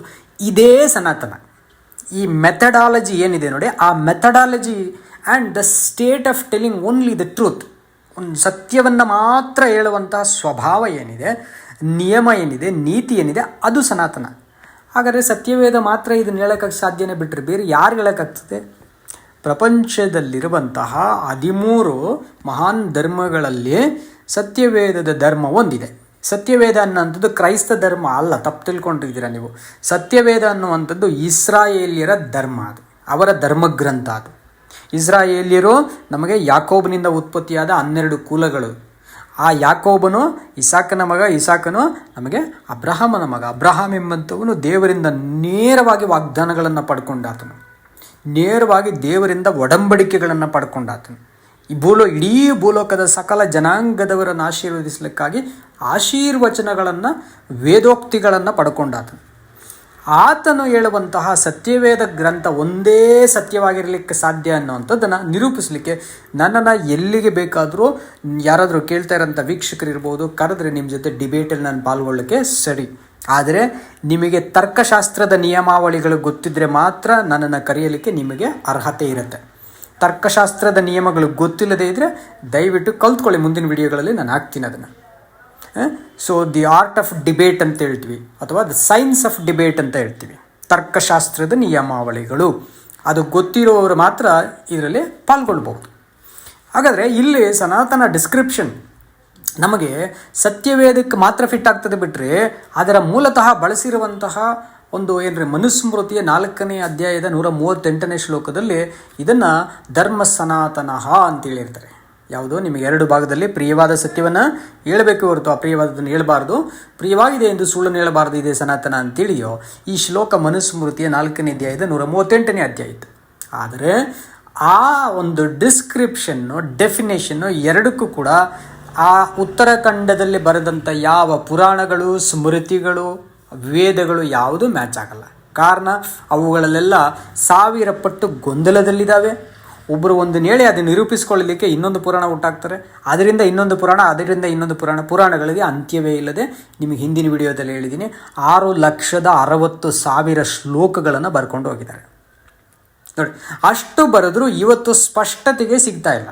ಸ್ಪಷ್ಟತೆಗೆ ದೇವರಂದರೆ ಏನು ಅಂತ ಪರಿಕಲ್ಪನೆಯೇ ಸ್ಪಷ್ಟತೆ ಇಲ್ಲದೆ ಅವರು ತೊಳಲಾಡ್ತಾ ಇದ್ದಾರೆ. ಆದರೆ ಸತ್ಯವೇದ ಗ್ರಂಥ ಆ ರೀತಿಯಲ್ಲಿ ಮಾಡದೆ ಸನಾತನ ದೇವರು, ಸನಾತನ ಧರ್ಮ, ಸನಾತನ ಮಾರ್ಗ ಯಾವುದು ಅಂತ ಹೇಳುತ್ತೆ. ಇದು ಏನು ಗೊತ್ತಿಲ್ಲದೆ ನೀವು ವಿಶ್ಲೇಷಣೆ ಮಾಡದೆ, ಶಬ್ದಗಳು ಇದಕ್ಕೆ ಗೋಜಿಗೆ ಹೋಗದೆ, ಭಾಷಾ ಶೈಲಿಯನ್ನು ಏನು ಅರ್ಥ ಮಾಡ್ಕೊಳ್ಳದೆ ನೀವು ಉತ್ತರ ಕೊಡೋಕ್ಕೆ ಬರ್ತೀರಂದರೆ ಸತ್ಯವೇದ ನಿಮ್ಮನ್ನು ಮೂರ್ಖನು ಅಂತ ಕರೆಯುತ್ತೆ ನೋಡಿ. ಜ್ಞಾನೋಕ್ತಿಗಳು 18ನೇ ಅಧ್ಯಾಯ 13ನೇ ವಚನದಲ್ಲಿ ಹೇಳುತ್ತೆ, ಗಮನಿಸದೆ ಉತ್ತರ ಕೊಡುವವನು ಅಂದರೆ ಬಳಸಿರುವಂಥ ಭಾಷೆ, ಅದರ ವಿಶ್ಲೇಷಣೆ, ಅದರ ಅರ್ಥಗಳು, ಅರ್ಥಸಹಿತವಾಗಿ ಶಬ್ದಗಳ ಬಳಕೆ ಮತ್ತು ಅದನ್ನು ಯಾವ ಕಾಲದಲ್ಲಿ ಯಾವ ವ್ಯವಸ್ಥೆಗಳ ಅಡಿಯಲ್ಲಿ ಬಳಸಿದ್ರು, ಇವುಗಳು ಏನೋ ತಿಳುವಳಿಕೆ ಇಲ್ಲದೆ ನೀವು ಉತ್ತರ ಕೊಡೋದಾಗಲಿ ಅಥವಾ ನೀವು ಪ್ರತಿರೋಧಿಸೋದಕ್ಕಾಗಲಿ ಬಂದರೆ ನೀವು ಮೂರ್ಖರೆಂಬ ಅವಮಾನಕ್ಕೆ ಗುರಿಯಾಗ್ತೀರ. ನೀವು ಆ ರೀತಿ ಆಗಬಾರ್ದು ಅನ್ನುವಂಥದ್ದು ನಮ್ಮ ಬಯಕೆ, ನಮ್ಮ ಪ್ರಾರ್ಥನೆ ನೋಡಿ. ಇಲ್ಲಿ ಕೊರಿಂಥಿ ಗ್ರಂಥದಲ್ಲಿ ಅಪೊಸ್ತಲ ಪೌಲರು ಹೇಳ್ತಾರೆ, ಈ ಗಮನಿಸುವ ಅಂಶಕ್ಕೆ ಒಳ್ಳೆ ಉದಾಹರಣೆಗಳನ್ನು ಕೊಡ್ತಾರೆ ನಿಮಗೆ. ಭಾಳ ಬ್ಯೂಟಿಫುಲ್ ಎಕ್ಸಾಂಪಲ್ಸ್. ಏನಪ್ಪ ಅಂತಂದರೆ 14ನೇ ಅಧ್ಯಾಯದಲ್ಲಿ 1 ಕೊರಿಂಥ 14, 7-10 ವಚನಗಳಲ್ಲಿ ಅವ್ರು ಹೇಳ್ತಾರೆ, ಕೊಳಲು, ವೀಣೆ ಮೊದಲಾದ ಅಚೇತನ ವಾದ್ಯಗಳು ಸ್ವರಗಳಲ್ಲಿ ಯಾವ ಭೇದವನ್ನೂ ತೋರಿಸದಿದ್ದರೆ ಓದಿದ್ದು ಅಥವಾ ಬಾರಿಸಿದ್ದು ಇಂಥದ್ದೇ ಎಂದು ತಿಳಿಯುವುದು ಹೇಗೆ ಅಂತ. ಸಂಗೀತ ವಾದ್ಯಗಳು ಇಟ್ಕೊಳ್ಳಿ, ನೀವು ತಬಲಾ ಅಂತ ಇಟ್ಕೊಳ್ಳಿ, ವೀಣೆ ಅಂತ ಇಟ್ಕೊಳ್ಳಿ, ಡ್ರಮ್ಸ್ ಅಂತ ಇಟ್ಕೊಳ್ಳಿ, ಏನೋ ಒಂದು ಇಟ್ಕೊಳ್ಳಿ. ಅದು ಈಗ ಉದಾಹರಣೆಗೆ ಮೆಟಲಿಂದ ಮಾಡಿರೋಂತಹ ಡ್ರಮ್ಸ್ ಕೊಡುವಂತಹ ಒಂದು ಸೌಂಡ್ ಬೇರೆ, ಶಬ್ದ ಬೇರೆ. ಮರದಿಂದ ಮಾಡಿರೋಂಥವುಗಳು ಕೊಡೋಂಥ ಶಬ್ದಗಳು ಬೇರೆ. ಈ ಕಾಲದಲ್ಲಿ ಅಡ್ವಾನ್ಸ್ಡ್ ಯುಗದಲ್ಲಿ ಎಲೆಕ್ಟ್ರಾನಿಕ್ಸಿಂದ ಬರೋ ಅಂಥ ಶಬ್ದಗಳು ಬೇರೆ. ಇದು ಯಾವುದು ಇಂಥದ್ರಿಂದ ಬಾರಿಸಿರೋದಂಥ ಅದರದರ ತಕ್ಕ ಯೋಗ್ಯವಾದ ಶಬ್ದಗಳ ಒಂದು ಇದು ಕೊಡಲಿಲ್ಲ ಅಂದರೆ ನಮಗೆ. ಉದಾಹರಣೆಗೆ ನಾವು ಒಂದು ಮೆಟಲನ್ನು, ಲೋಹವನ್ನು ಬಡಿಯುವಾಗ ಅದು ಪ್ಲಾಸ್ಟಿಕ್ನ ಸೌಂಡ್ ಕೊಟ್ಬಿಟ್ರೆ, ಅಥವಾ ಪ್ಲಾಸ್ಟಿಕ್ನ ನಾವು ಬಾರಿಸುವಾಗ ಅದು ಮರದ ಸೌಂಡ್ ಕೊಟ್ಬಿಟ್ರೆ ನಾವು ಗಲಿಬಿಲಿಗೆ ಒಳಪಡ್ತೀವಿ. ಏನನ್ನೋ ನೋಡಿ ಏನೋ ಅಂತ ಅಂದ್ಕೊಂಡಂಗೆ ಆಗ್ತದೆ. ಆ ರೀತಿ ನಾವು ಆಗಬಾರ್ದು. ಅದು ಹೇಗಾಗ್ತದೆ ಅಂದರೆ ಆ ರೀತಿಯಲ್ಲಿ ನಾವು ತಪ್ಪಿ ಹೋಗೋದಕ್ಕೆ ಕಾರಣ ಏನು ಅಂತ ಹೇಳ್ತಾರೆ ಮುಂದಿನ 8ನೇ ವಚನದಲ್ಲಿ. ತುತ್ತೂರಿಯು ಗೊತ್ತಿಲ್ಲದ ಶಬ್ದವನ್ನು ಕೊಟ್ಟರೆ ಯಾರು ಯುದ್ಧಕ್ಕೆ ಸಿದ್ಧ ಮಾಡಿಕೊಳ್ಳುವರು ಅಂತಾರೆ ನೋಡಿ. ಒಂದು ತುತ್ತೂರಿ ಓದುವಾಗ ಎಂಟರ್ಟೈನ್ಮೆಂಟ್ಗೆ ಓದೋದಿದೆ, ಒಂದು ಸ್ಕೂಲ್ ಫಂಕ್ಷನ್ಸ್ಗಳಲ್ಲಿ ಓದೋದಿದೆ, ಆರ್ಮಿಯವರು ನಮ್ಮ ಮಿಲಿಟರಿಯವರು ಓದುವಂಥದ್ದಿದೆ. ಮಿಲಿಟರಿಯವರು ಬರೀ ಪೆರೇಡ್ಗೆ ಮಾತ್ರ ಓದೋವಂಥ ಸಮಯಗಳು ಬೇರೆ ಇದ್ದಾವೆ. ಯುದ್ಧಕ್ಕೆ ಸಿದ್ಧ ಮಾಡ್ಕೊಳ್ಳೋ ಸಮಯದಲ್ಲಿ ಓದೋದು ಬೇರೆ ಇದೆ.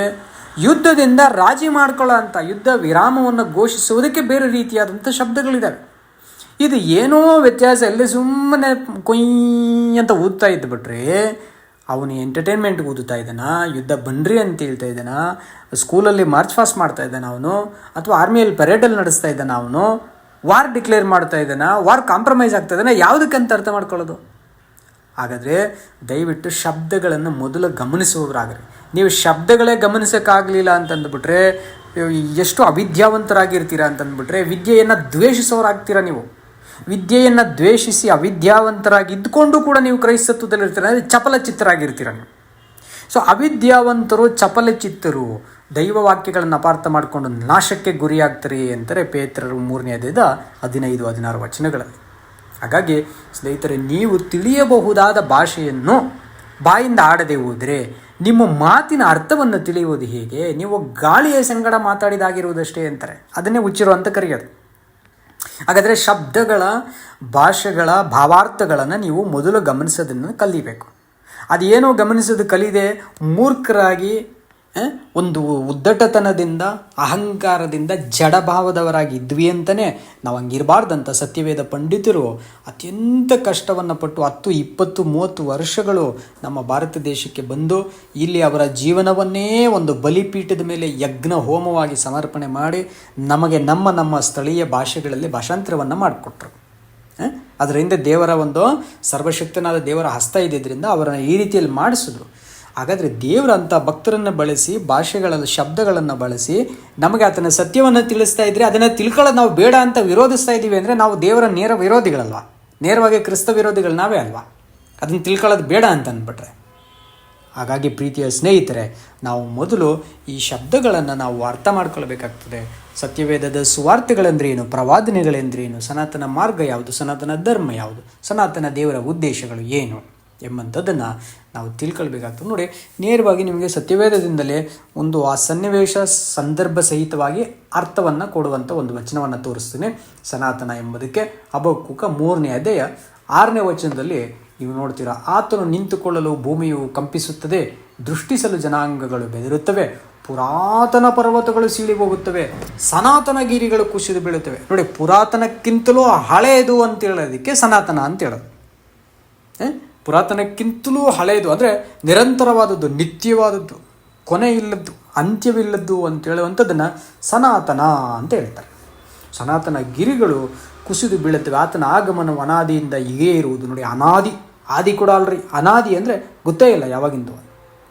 ಹಾಗಾದರೆ ಅಷ್ಟು everlasting, from everlasting to everlasting ಅಂತ ಹೊರಡ್ತೀವಿ. ಇಂತಹ ಒಂದು ವಿಶ್ಲೇಷಣೆ, ಡೆಫಿನೇಷನ್ ನಿಮಗೆ ಇಲ್ಲಿ ಸಿಕ್ಕತ್ತೆ, ನಿಮಗೆ ಸತ್ಯವೇದದಲ್ಲಿ ಸಿಕ್ಕತ್ತೆ ಸನಾತನ ಶಬ್ದದ ಅರ್ಥ. ಆದರೆ ಬೇರೆ ಧರ್ಮಗಳು ಇದನ್ನು ತಪ್ಪಾಗಿ ಕಾಪಿ ಮಾಡಿದ್ದಾರೆ. ಅಂಥ ಎಲ್ಲ ಧರ್ಮಗಳು ಈ ರೀತಿಯಲ್ಲಿ ಚೂರು ಚೂರಾಗುತ್ತೆ ಅನ್ನೋದನ್ನೇ ಇಲ್ಲಿ ಹೇಳ್ತಾ ಇರೋಂಥದ್ದು. ಜಗತ್ತಿನ ಎಲ್ಲ ಧರ್ಮಗಳು ಒಂದು ರೀತಿಯಲ್ಲಿ ಇದೇ ಥರ ಪುಡಿ ಪುಡಿ ಆಗ್ತವೆ ಅನ್ನೋದನ್ನೇ ಇಲ್ಲಿ ಹೇಳ್ತಾ ಇರೋದು. ಆತನ ಆಗಮನ ಅನಾದಿಯಿಂದ ಇದೆ, ಆದರೆ ಆತನು ಬಂದು ಬಿಡುವಾಗ ಭೂಮಿ ಕಂಪಿಸುತ್ತೆ, ಜನಾಂಗಗಳು ಬೆದರುತ್ತವೆ. ನೋಡಿ, ಇದು ದಾನಿಯೇಲನ ಕನಸಿನಲ್ಲಿ ತೋರಿಸಿದಂತಹ ಒಂದು ಬಂಡೆ ಬಂದು ಒಂದು ವಿಗ್ರಹಕ್ಕೆ ಒಡೆಯುತ್ತೆ. ಆ ಒಂದು ವಿಗ್ರಹ ಬಂದು ಈ ಪ್ರಪಂಚದಲ್ಲಿರುವಂತಹ ಇತರ ಸಾಮ್ರಾಜ್ಯಗಳೆಲ್ಲವೂ ಸೇರಿಸಿ ತೋರಿಸುತ್ತೆ. ಎಲ್ಲ ಸಾಮ್ರಾಜ್ಯಗಳನ್ನು ಒಡೆದು ಪುಡಿ ಪುಡಿ ಮಾಡಿ ಇದೊಂದೇ ಶಾಶ್ವತವಾಗಿ ನಿಲ್ಲುತ್ತೆ. ಪ್ರೀತಿಯ ಸ್ನೇಹಿತರೆ, ಆ ಶಾಶ್ವತ ಸಾಮ್ರಾಜ್ಯವೇ ಅದು ಸನಾತನ ರಾಜ್ಯ. ಅದಕ್ಕೆ ಅಂತ್ಯ ಇರಲ್ಲ. ಆ ಗುಂಡು ಬಂಡೆ ನಮ್ಮ ರಕ್ಷಕರಾಗಿರೋಂಥ ಪರಮ ಬೋಧಕರಾಗಿರೋಂಥ ಯೇಸು ಕ್ರಿಸ್ತರು. ಅವರೆಷ್ಟು ಸೌಮ್ಯವಾಗಿ ಬೋಧನೆಗಳನ್ನು ಮಾಡಿದ್ರೋ ಅಷ್ಟೇ ಕಠಿಣವಾದ ಬಂಡೆಯಾಗಿ ನಮ್ಮ ಹೃದಯಗಳಲ್ಲಿರೋಂಥ ಜಡ ಸ್ವಭಾವ, ಮಂದ ಸ್ವಭಾವ, ಕಟುಕ ಸ್ವಭಾವವನ್ನು ಪುಡಿ ಪುಡಿ ಕೂಡ ಮಾಡಲಿಕ್ಕೆ ಸಮರ್ಥರವರು ಅಂತ ತೋರಿಸಲಿಕ್ಕೆ ಸಿಂಬಾಲಿಕ್ಕಾಗಿ ಇಲ್ಲೊಂದು ಚಿಹ್ನೆಯ ರೂಪದಲ್ಲಿ ಬಂಡೆಗೆ ಹೋಲಿಸಿ ಆತನ ಆಗಮನವನ್ನು ತಿಳಿಸ್ತಾರೆ. ಪ್ರೀತಿಯ ಸ್ನೇಹಿತರೆ, ಇನ್ನೊಂದು ನಿಮಗೆ ಆಶ್ಚರ್ಯ ಏನಪ್ಪ ಅಂತಂದರೆ, ಈ ಸನಾತನ ಎಂಬಂಥ ಶಬ್ದ ನಿಮಗೆ ನೋಡೋದಾದರೆ ಬೈಬಲ್ನಲ್ಲಿ 25 ಸಾರಿಗಿಂತಲೂ ಜಾಸ್ತಿ ಬರಬೇಕು. 22 ಅಥವಾ 25 ಸಾರಿಗಿಂತಲೂ ಸನಾತನ ಧರ್ಮದ ಶಬ್ದ ಜಾಸ್ತಿ ಬರಬೇಕು. ಬಟ್ ಇದೆ, ಆ ಬುಕ್ ಯಾವುದರಲ್ಲಿದೆ ಅಂತ ಅಂದ್ಬಿಟ್ರೆ ಅದು ಹಿಂದಿ ಬೈಬಲ್ನಲ್ಲಿ ಬಂದಿದೆ.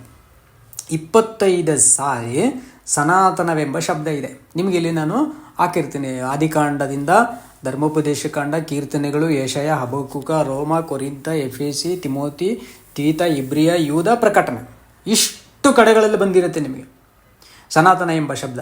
ಆದರೆ ಅದು ಹಿಂದಿ ಬೈಬಲ್ನಲ್ಲಿ ಬಂದಿದೆ. 25 ಸಾರಿನೂ ಹಿಂದಿ ಬೈಬಲಲ್ಲಿ ಇದೆ. ಹಾಗಾದರೆ ಹಿಂದಿ ಪಂಡಿತರುಗಳು ಇದನ್ನು, ಈ ಸನಾತನ ಶಬ್ದವನ್ನು ಬೈಬಲಲ್ಲಿ ಬಳಸಿದರೆ ಅಂತೇಳಿ, ಇಲ್ಲ ಸನಾತನ ಬಳಸಬಾರ್ದು, ಅದು ಅವರು ಉತ್ತರಾಖಂಡದವರು ಬಳಸಿರೋದು, ಅದನ್ನೇನಕ್ಕೆ ನಾವು ಬಳಸಬೇಕು ಅಂತ ಕಿತ್ತಾಕ್ಬಿಟ್ರೆ ಅದನ್ನು ಹೇಳೋದಕ್ಕೆ ಆ ಭಾಷೆಯಲ್ಲಿ ಬೇರೆ ಶಬ್ದಗಳೇ ಇಲ್ಲ. ಅದು ಹೆಂಗೆ ಹೇಳೋಕ್ಕಾಗುತ್ತೆ? ಅದನ್ನು ಅದೇ ಇರೋ ಶಬ್ದ ತಾನೇ ಬಳಸೋಕ್ಕಾಗ್ತದೆ ಆ ಭಾಷೆಯಲ್ಲಿ ಅವರು. ಅದನ್ನ ಹೆಂಗೆ ನಾವು ತಳ್ಳಾಕೋಕ್ಕಾಗ್ತದೆ? ನೋಡಿ, ಇಲ್ಲಿ ಆದಿಕಾಂಡ 21:33 ಏನು ಹೇಳ್ತಾರೆ ಅಂದರೆ, ಸನಾತನ್ ಪರಮೇಶ್ವರ ಹೇ ಅಂತ ಹೇಳ್ತಾರೆ. ಸನಾತನ್ ಪರಮೇಶ್ವರ ಹೇ ಅಂದರೆ ಆತನು ಶಾಶ್ವತನಾದ ಪರಮ ಈಶ್ವರನು. ಈಶ್ವರರುಗಳು ಅಂತ ಏನಿದ್ದಾವೆ, ಈಶ್ವರವಾದಿಗಳು, ನಿರೀಶ್ವರವಾದಿಗಳು, ಪ್ರೀತಿಸುವ, ದ್ವೇಷಿಸುವ, ವಿಶ್ಲೇಷಿಸುವ, ತರ್ಕಿಸುವ, ವಾದಿಸುವ ಎಲ್ಲ ದೇವರುಗಳಂತೇನೇ ಈಶ್ವರಗಳಂತಿದ್ದಾರೆ. ಆ ಈಶ್ವರರುಗಳ ಮೇಲೆ ಪರಮ ಈಶ್ವರ ಈತನು ಸನಾತನನು, ಸನಾತನ ದೇವರು, ಎವರ್ ಲಾಸ್ಟಿಂಗ್ ಗಾಡ್ ಅನ್ನೋಂಥದ್ದನ್ನು ಹೇಳೋಕ್ಕೆ ಸನಾತನ್ ಪರಮೇಶ್ವರ ಹೇ ಅಂತ ಹೇಳ್ತಾರೆ. 25 ವಚನಗಳನ್ನು ನಿಮಗೆ ನಾನು ಕೊಡ್ತೀನಿ. ಆದರೆ ಇಲ್ಲಿ ಏನಕ್ಕೆ ಡಿಸ್ಪ್ಲೇ ಮಾಡಿಲ್ಲ ಅಂದರೆ ನೀವು ಅದನ್ನು ಹುಡುಕ್ಲಿ ಅಂತ. ಹಿಂದಿ ಬೈಬಲನ್ನು ಇಟ್ಕೊಂಡು ನೀವು ಹುಡುಕ್ರಿ. ಈ ಕಾಲದಲ್ಲಿ ಅಡ್ವಾನ್ಸಾಗಿ ನಿಮ್ಮ ಕೈಗಳಲ್ಲಿ ಮೊಬೈಲ್ ಇರ್ತದೆ, ಎಲ್ಲ ಕಡೆ ಸರ್ಚ್ ಮಾಡ್ಬೋದು. ಸರ್ಚ್ ಮಾಡಿ ನೋಡ್ರಿ, 25 ಸಾರಿ ಸನಾತನ ಅಂತ ಬಂದಿರುತ್ತೆ. ಸನಾತನ್ ಪರಮೇಶ್ವರ ಹೇ ಅಂತೇಳಿ ಅಬ್ರಹಾಮನೇ ಆ ಕಾಲದಿಂದ ಹೇಳ್ಕೊಂಡು ಆರಾಧನೆ ಮಾಡಿದ್ದಾನೆ. ಹಾಗಾದರೆ ಅದನ್ನು ನೀವು ತಳ್ಳಾಕ್ಬಿಟ್ರೆ ಹೇಗೆ? ಅದು ಅದೊಂದು ಬೇರೆ ಭಾಷೆಯಿಂದ ಬಂದಿದೆ, ನನಗೆ ಇಷ್ಟ ಇಲ್ಲಪ್ಪ ಅದು. ಇನ್ನೂ ಮುಖ್ಯವಾಗಿ ನೀವು ದ್ವೇಷಿಸೋಂಥ ಭಾಷೆ ಇದಾಗ್ಬಿಡ್ತದೆ. ಸಂಸ್ಕೃತ ಭಾಷೆಯಲ್ಲೂ ಕೂಡ ಬೈಬಲ್ ಇದೆ ರೀ. ಸಂಸ್ಕೃತ ಭಾಷೆಯಲ್ಲಿ ಬೈಬಲ್ ಇದೆ. ಅದರಲ್ಲಿ ಪ್ರಕಟಣೆ ಗ್ರಂಥಕ್ಕೆ ಪ್ರಕಾಶಿತಮ್ ಅಂತ ಹೇಳ್ತಾರೆ. 5ನೇ ಅಧ್ಯಾಯದ 13ನೇ ವಚನ ಮಾತ್ರ ನಿಮಗೆ ಇಲ್ಲಿ ಡಿಸ್ಪ್ಲೇ ಮಾಡಿರ್ತೀನಿ. ಇಲ್ಲಿ ಸನಾತನ ದೇವರ ಬಗ್ಗೆ ಮಾತನಾಡುವಂಥದ್ದು. ಅಪರಂ ಸ್ವರ್ಗಮರ್ತ್ಯ ಪಾತಾಳ ಸಾಗರೇಶು ಯಾನಿ ವಿದ್ಯಂತೆ ತೇಷಾಂ ಸರ್ವೇಷಾಂ ಸೃಷ್ಟಿ ವಸ್ತೂನಾಂ ವಾಗಿಯಂ ಮಯಾಶ್ರುತ ಪ್ರಶಂಸಾ ಗೌರವಂ ಶೌರ್ಯವಂ ಅಧಿಪತ್ಯಂ ಸನಾತನಂ ಸಿಂಹಾಸನೋಪವಿಶ್ಚ ಮೇಷವತ್ಸಶ್ಚ ಗಚ್ಚತಾಮ್ ಅಂತ ಹೇಳ್ತಾರೆ.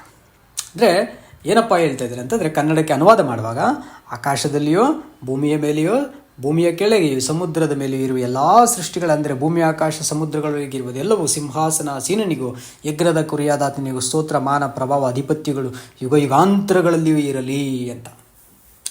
ಇದನ್ನು ನಿಮಗೆ ಸಂಸ್ಕೃತದಲ್ಲಿ ಹೇಳ್ಬಿಟ್ಟಿದೆಯಪ್ಪ ಈ ಶ್ಲೋಕ. ಸಂಸ್ಕೃತದಲ್ಲಿ ಶ್ಲೋಕ ಅಂತಂದರೆ ಸೆಂಟೆನ್ಸ್ ಅಂತಷ್ಟೇ, ಮಂತ್ರ ಅಂದರೆ ಬೇರೆ ಏನಿಲ್ಲ. ಇಂಗ್ಲೀಷ್ನಲ್ಲಿ ಸೆಂಟೆನ್ಸ್ ಅಂತೀವಿ, ಕನ್ನಡದಲ್ಲಿ ವಾಕ್ಯ ಅಂತೀವಿ, ಸಂಸ್ಕೃತದಲ್ಲಿ ಶ್ಲೋಕ ಅಥವಾ ಮಂತ್ರ ಅಂತ ಹೇಳ್ತೀವಿ. ಆ ಒಂದೇ ಒಂದು ಕಾರಣಕ್ಕೆ ನೀವು ಅದು ಸಂಸ್ಕೃತದಲ್ಲಿದೆ ಬೈಬಲ್ ಎತ್ತು ಬಿಸಾಕ್ಬಿಡೋ ಅದನ್ನು, ಅದು ಬೇರೆ ಗ್ರಂಥ, ಅದು ಹಿಂದೂಗಳ ಗ್ರಂಥ, ಸನಾತನಿಗಳ ಗ್ರಂಥ, ಅದು ಇದು ಅಂತ ಹೇಳ್ಬಿಟ್ರೆ ನಮಗಿಂತ ಮೂರ್ಖರು ಬೇರೆ ಯಾರೂ ಇಲ್ಲ. ಇಲ್ಲಿ ಹಿಂದೂಗೊಂದು ಭಾಷೆ ಇರಲ್ಲ, ಕ್ರಿಶ್ಚಿಯನ್ಗೊಂದು ಭಾಷೆ ಇರಲ್ಲ, ಚೈನೀಸ್ಗೆ, ಬುದ್ಧಿಸ್ಟ್ಗೆ, ಮುಸ್ಲಿಮ್ಗೊಂದು ಭಾಷೆ ಅಂತ ಇರಲ್ಲ. ಭಾಷೆ ಮನುಷ್ಯನು ಬಳಸುವ ಸಂಪರ್ಕ ಸಾಧನ, ಮಾಧ್ಯಮ ಅಷ್ಟೇ. ಅದಕ್ಕೆ ನೀವು ಅರ್ಥಗಳನ್ನು ಕಲ್ಪಿಸಿಕೊಳ್ಳುವಂಥದ್ದು ಸೂಕ್ತ ಅಲ್ಲವಾ ಅನ್ನುವಂಥದ್ದು ನಿಮ್ಮ ವಿವೇಚನೆಗೆ ಬಿಟ್ಟಿದ್ದು. ನಿಮಗೆ ವಿವೇಚನೆ ಇಲ್ಲದೇ ಇದ್ದರೆ ನೀವು ಯಾವುದೋ ಪದವನ್ನು ಯಾವನಿಗೋ ನೀವೇ ಅನ್ವಯಿಸ್ಬಿಡ್ತೀರ, ಅದು ತಪ್ಪು. ಆ ಒಂದು ಶಬ್ದ ಏನಕ್ಕೆ ಬಳಸಿದ್ದಾರೆ ಅನ್ನೋಂಥದ್ದನ್ನು ಪರಿಶೀಲಿಸಬೇಕಾಗ್ತದೆ ನಾವು. ಹಾಗಾದರೆ ಸಂಸ್ಕೃತ ಬೈಬಲ್ನಲ್ಲಿ ಪ್ರಕಟಣೆ 5:13 ಆತನ ರಾಜ್ಯ ಸನಾತನ ರಾಜ್ಯ, ಅದು ಆತನ ಆಧಿಪತ್ಯ ಸನಾತನ ಆಧಿಪತ್ಯ, ಆತನ ಶೌರ್ಯ, ಗೌರವ, ಪ್ರಶಂಸೆಗಳು ಅವೆಲ್ಲವೂ ನಿರಂತರವಾಗಿ ಇರ್ತವೆ, ನಿರಂತರವಾಗಿ ಇದ್ದವು, ಹಿಂದಿನಿಂದ ಈಗಲೂ ಇದ್ದಾವೆ, ಮುಂದಕ್ಕೂ ಅದು ಶಾಶ್ವತವಾಗಿ ಇದ್ದು ಬಿಡುತ್ತೆ. ಮತ್ತು ಈಗ ಇರುವಂಥ ಬೇರೆ ಇತರ ಅಪಾರ್ಥಕ್ಕೊಳಗಾಗಿರುವಂಥವುಗಳನ್ನು ತೆಗೆದಾಕಬಿಡುತ್ತೆ ಶಾಶ್ವತವಾಗಿ ಅಂತ ಹೇಳುತ್ತೆ. ಇದು ಸನಾತನ ಅಂತೇಳುವಂಥ ಶಬ್ದದ ಮೂಲ ಅರ್ಥ. ಆ ರಾಜ್ಯಕ್ಕಾಗಿ ನಾವು ಕ್ರೈಸ್ತರಾಗಿ ಕಾಯ್ತಾ ಇದ್ದೀವಿ ಅನ್ನೋದನ್ನು ಅಪೊಸ್ತಲ ಪೌಲರು ಹೇಳ್ತಾರೆ 2 ಕೊರಿಂಥ 4:18 ನಾವು ಕಾಣುವಂಥದ್ದನ್ನು ಲಕ್ಷಿಸದೆ ಕಾಣದಿರುವಂಥದ್ದನ್ನು ಲಕ್ಷಿಸುವವರಾಗಿದ್ದೇವೆ. ಕಾಣುವಂಥದ್ದು ಸ್ವಲ್ಪ ಕಾಲ ಮಾತ್ರ ಇರುವುದು, ಕಾಣದಿರುವಂಥದ್ದು ಸದಾಕಾಲವೂ ಇರುವುದು ಅಂತ ಹೇಳ್ತಾರೆ. ಹಾಗಾದರೆ ಕಾಣದೇ ಇರುವಂತಹ ರಾಜ್ಯಕ್ಕೋಸ್ಕರವಾಗಿ ನಾವು ನಂಬಿಕೆಯಿಂದ ಎದುರು ನೋಡ್ತಾ ಇದ್ದೀವಿ. ನಂಬಿಕೆ ಅಂದ್ರೇ ಕಾಣದೇ ಇರುವಂಥವುಗಳ ಪ್ರಮಾಣ. ಸರಿ, ಕಾಣದೇ ಇರುವಂತಹ ರಾಜ್ಯ ಬರುತ್ತೆ, ಅದಕ್ಕೋಸ್ಕರವಾಗಿ ನಾವು ನಮ್ಮ ನಂಬಿಕೆಯನ್ನು ಒಂದು ಪ್ರಮಾಣವಾಗಿ ಇಟ್ಕೊಂಡಿದ್ವಿ. ಆದರೆ ಮೂಢನಂಬಿಕೆ ಮೇಲೆ ಅಲ್ಲ, ಶಾಸ್ತ್ರಗಳ ಸಾಹಿತ್ಯದ ಮೇಲೆ ಆಧಾರ, ವಾಗ್ದಾನಗಳ ಮೇಲೆ ಆಧಾರ, ಪ್ರವಾದನೆಗಳ ಮೇಲೆ ಆಧಾರ. ಇಲ್ಲಿವರೆಗೂ ನೆರವೇರಿರೋ ಪ್ರವಾದನೆಗಳು, ಇನ್ನು ಮುಂದೆ ನೆರವೇರಲಿಕ್ಕೆ ಇರುವಂಥ ಪ್ರವಾದನೆಗಳು, ನಾವು ಈ ಕಾಲದಲ್ಲಿ ನಮ್ಮನ್ನು ಸಿದ್ಧಪಡಿಸ್ಕೊಳ್ಳೋಕ್ಕೆ ನಮ್ಮ ಬಗ್ಗೆ ಮಾಡಿರೋಂಥ ಪ್ರವಾದನೆಗಳು, ಈ ಎಲ್ಲ ಪ್ರವಾದನೆಗಳನ್ನು ನಾವು ಇಟ್ಟು ಕಾಣದೇ ಇರುವಂಥ ರಾಜ್ಯವನ್ನು ಎದುರು ನೋಡ್ತಾ ಇದ್ದೀವಿ. ಹಾಗಾದರೆ ಪ್ರಸಂಗಿ 3:14 ಹೇಳಿದಂಗೆ ದೇವರ ಕಾರ್ಯವೆಲ್ಲವೂ ನಿತ್ಯ, ಅದು ಸನಾತನ, ನಿತ್ಯವೆಂದು ಬಲ್ಲೆವು, ಅದಕ್ಕೆ ಯಾವುದನ್ನು ಸೇರಿಸಲಾರೆವೋ ಅದರಿಂದ ಯಾವುದನ್ನು ತೆಗೆಯಲಾರೆವು. ದೇವರ ಈ ನಿಯಮಕ್ಕೆ ಮನುಷ್ಯರು ತನ್ನ ಎದುರಿನಲ್ಲಿ ಭಯ ಭಕ್ತಿಯುಳ್ಳವರಾಗಿ ಇರಬೇಕೆಂಬುದೇ ಕಾರಣ. ನೋಡಿ, ಮೆಲ್ಕಿಜೆಡೆಕ್ ರಾಜನಿಗೆ ಸನಾತನ ದೇವರೆಂದು ಗೊತ್ತಿರಲ್ಲ, ಅವನ ಬಾಯಿಂದ ಬರೆಸ್ಬೇಕು. ಕಾಯಿಲೆ ಕೊಡ್ತಾರೆ ಸರಿಯಾಗಿ, ಕಷ್ಟಗಳನ್ನು ಕೊಡ್ತಾರೆ ಸರಿಯಾಗಿ, ರಾಜ್ಯವನ್ನು ಕಿತ್ತು ಬಿಸಾಕ್ತಾರೆ. ಅವನು 7 ವರ್ಷಗಳು ಹೋಗಿ ಹುಲ್ಲು ತಿಂತಾ ಇರ್ತಾನೆ, ಒಂದು ಹಸುಗಳಂತೆ, ಒಂದು ದನದ ಪರಿಸ್ಥಿತಿಗೆ ಅವನನ್ನು ಹಾಕ್ತಾನೆ. ಆವಾಗ ಅವನಿಗೆ ಬೆರಳುಗಳಲ್ಲಿ ಉಗುರುಗಳನ್ನು ಬೆಳೆಸ್ಕೊಂಡು ಕೂದಲನ್ನು ಅವನಿಗೆ ಶೇವ್ ಮಾಡದಂತೆ, ಕ್ಷೌರ ಮಾಡಿಸ್ಕೊಳ್ಳದಂತೆ ಒಬ್ಬ ಹುಚ್ಚನಾಗಿ ರಸ್ತೆಯಲ್ಲಿ ಹೋಗಿ ಮಣ್ಣು ತಿನ್ನುವಾಗ ಅವನಿಗೆ ಗೊತ್ತಾಗ್ತದೆ ಸನಾತನ ದೇವರು ಒಬ್ಬನೇ ಶಾಶ್ವತ ದೇವರು, ಆತನ ರಾಜ್ಯ ಒಂದೇ ಶಾಶ್ವತ ರಾಜ್ಯ ಅಂತ. ಹಾಗಾಗಿ ಪ್ರಿಯ ಸ್ನೇಹಿತರೆ, ಈ ರೀತಿಯಲ್ಲಿ ದೇವರು ನಮ್ಮನ್ನು ರೋಗ ಕೊಟ್ಟು ಕಷ್ಟ ಕೊಟ್ಟು ಜಜ್ಜಿ ನಮ್ಮನ್ನು ಆ ರೀತಿಯಲ್ಲಿ ಭಯಪಡಿಸಿ ತಿಳಿಸೋದಕ್ಕಿಂತ ಶಾಸ್ತ್ರದಲ್ಲೇನೆ ನಾವು ಅನುಭವದಿಂದ ತಿಳ್ಕೊಳ್ಳೋಕ್ಕೆ ಪ್ರಯಾಸ ಪಡೋಣ. ಶಾಸ್ತ್ರದ ಸಾಹಿತ್ಯಗಳನ್ನು ಗಮನಿಸೋಣ, ಇದು ಸುಲಭವಾಗಿ ತಿಳ್ಕೊಳ್ಳೋಂಥ ರೀತಿ. ಆ ಪ್ರಸಂಗಿ 3:11 ನಂತರ ಹೇಳ್ತಾರೆ, ದೇವರು ಪ್ರತಿಯೊಂದನ್ನು ತಮ್ಮ ಸೂಕ್ತ ಸಮಯದಲ್ಲಿ ಸುಂದರವಾಗಿ ನಿರ್ಮಿಸಿದ್ದಾರೆ. ಜನರ ಹೃದಯದಲ್ಲಿ ನಿತ್ಯತೆಯನ್ನು ದೇವರೇ ಇಟ್ಟಿದ್ದಾರೆ. ಆದರೂ ಆದಿಯಿಂದ ಅಂತ್ಯದವರೆಗೂ ದೇವರು ಏನು ಮಾಡಿದ್ದಾರೆಂದು ಯಾರಿಗೂ ಗ್ರಹಿಸಲು ಸಾಧ್ಯವಿಲ್ಲ. ಇದು ಸಮಕಾಲೀನ ಅನುವಾದ ಅಂತ ಹೇಳಿತು, ಕಂಟೆಂಪ್ರರಿ ಕನ್ನಡ ಟ್ರಾನ್ಸ್ಲೇಷನ್ ಇದು. ಸೊ ಇದರಲ್ಲಿ ಭಾಳ ಸ್ಪಷ್ಟವಾಗಿರುತ್ತೆ ಈ ವಚನ 3:11. ಬೇರೆ ನಮ್ಮ ಇತರ ಸತ್ಯವೇದದ ಭಾಷಾಂತರಗಳಲ್ಲಿ ಸ್ವಲ್ಪ ಅಸ್ಪಷ್ಟವಾಗಿರುತ್ತೆ.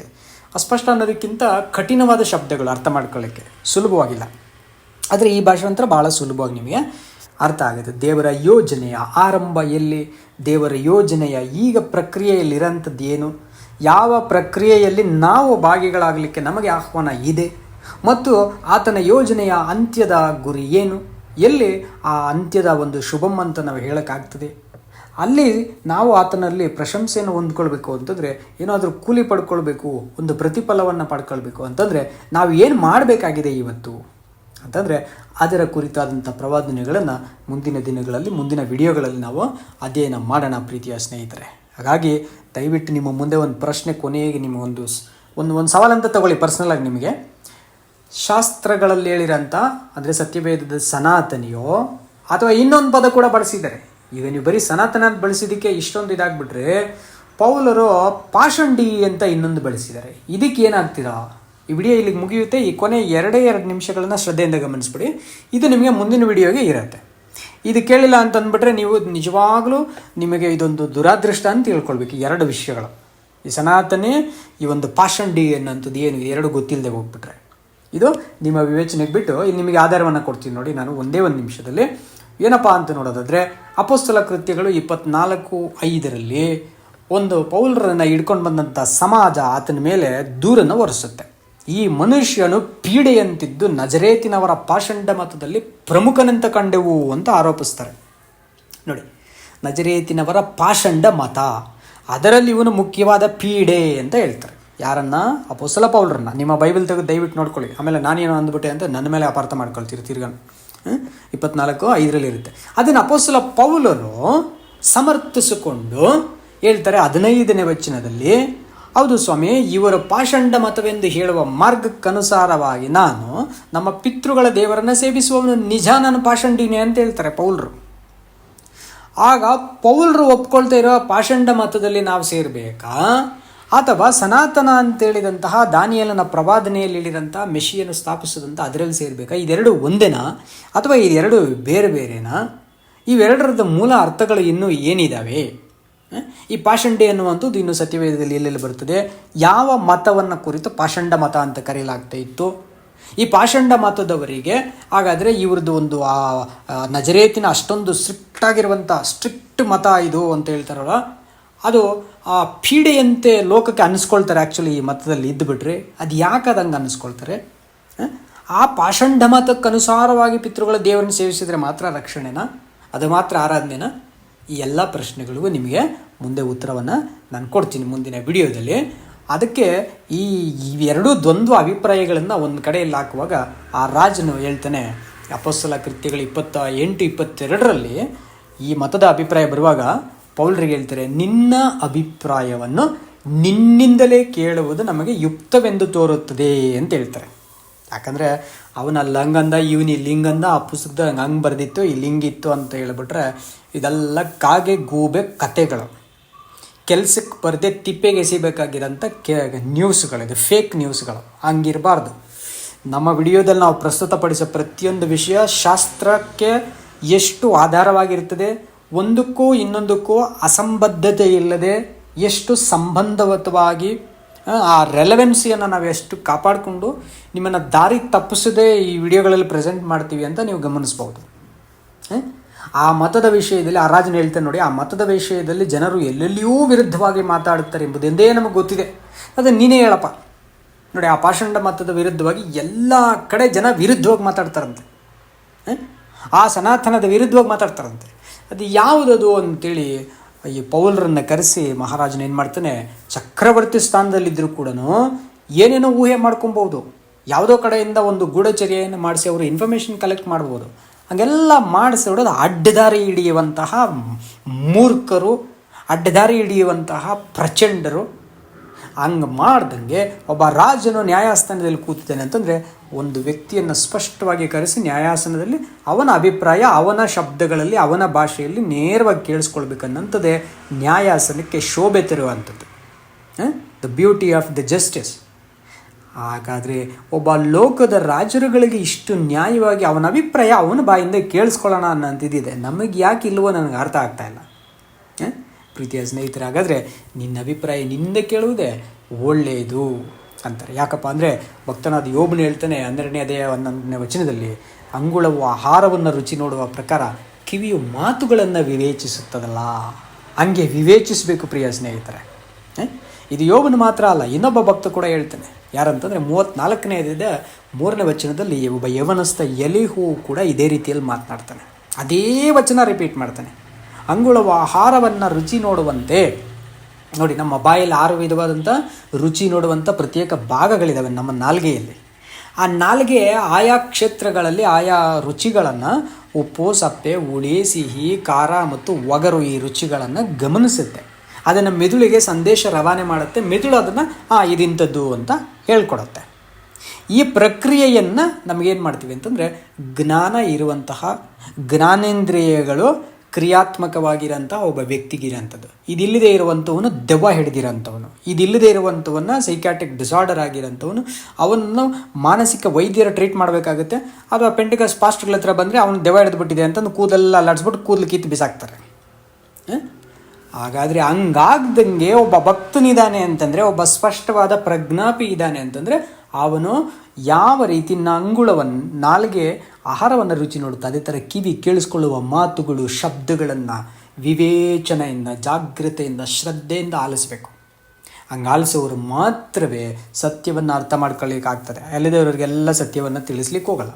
ಕೊನೆಯಲ್ಲಿ ನಮಗೆ ಪೌಲರ ಎಚ್ಚರಿಕೆಯನ್ನು ಹೇಳಿ ಮುಗಿಸ್ತೀನಿ ಈ ವಿಡಿಯೋನ. 1 ಥೆಸಲೋನಿಕ 5:21 ಹೇಳ್ತಾರೆ, ಎಲ್ಲವನ್ನು ಪರಿಶೀಲಿಸಿ ಒಳ್ಳೆಯದನ್ನೇ ಭದ್ರವಾಗಿ ಹಿಡಿದುಕೊಳ್ಳ್ರಿ ಅಂತೇಳಿ ಹೇಳ್ತಾರೆ ಅಪೊಸ್ತಲ ಪೌಲರು. ನೋಡಿ, ಎಲ್ಲವನ್ನ ಪರಿಶೀಲಿಸ್ರಿ. ಅವ್ರು ಇಂಥ ಗ್ರಂಥ, ಇಂಥ ಭಾಷೆ, ಇಂಥ ದೇಶ, ಇಂಥ ಸಬ್ಜೆಕ್ಟ್ ಅಂತಲೇ ಹೇಳಲಿಲ್ಲ. ಎಲ್ಲವನ್ನು ಅವ್ರು ಮಾಡ್ತಾ ಇದ್ದನ್ನು ಅದೇ ರೀತಿಯಲ್ಲಿ ಆ ಕಾಲದ ಭಕ್ತರು ಮಾಡಿದ್ರು. ಅಪೊಸ್ತಲ ಕೃತ್ಯಗಳು 17:11 ಅಲ್ಲಿ ಹೇಳ್ತಾರೆ, ಸಭೆಯವರು ಥೆಸಲೋನಿಕದವರಿಗಿಂತ ಸದ್ಗುಣವುಳ್ಳವರಾಗಿದ್ದು.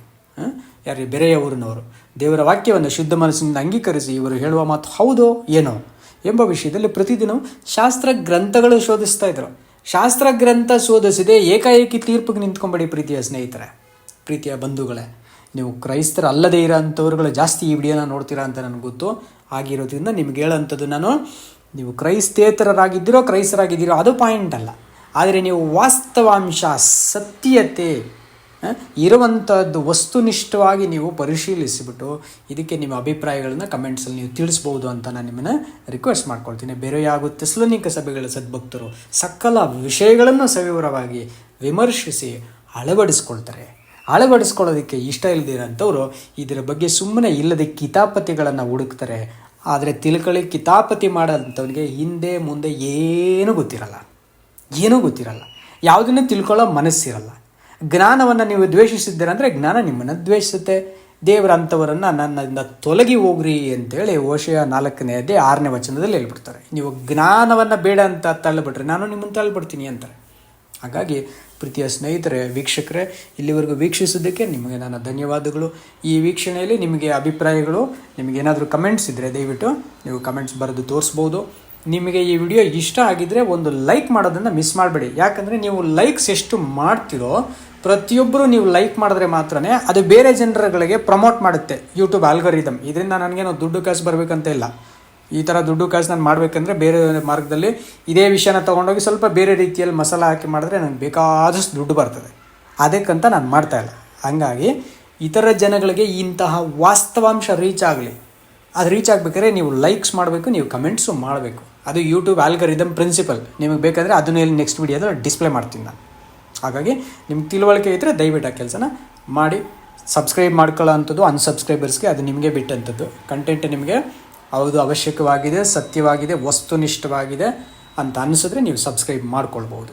ನಿಮ್ಮೆಲ್ಲರಿಗೂ ಕೂಡ ಪುನಃ ನನ್ನ ನಮಸ್ಕಾರಗಳೊಂದಿಗೆ ಈ ವಿಡಿಯೋನ ಮುಗಿಸ್ತಾ ಇದ್ದೀನಿ. ಮುಂದಿನ ವಿಡಿಯೋದಲ್ಲಿ ಪುನಃ ನಾವು ಭೇಟಿ ಮಾಡೋಣ. ಅಲ್ಲಿವರೆಗೂ ದೇವರು ನಿಮ್ಮನ್ನು ಆಶೀರ್ವದಿಸಲಿ.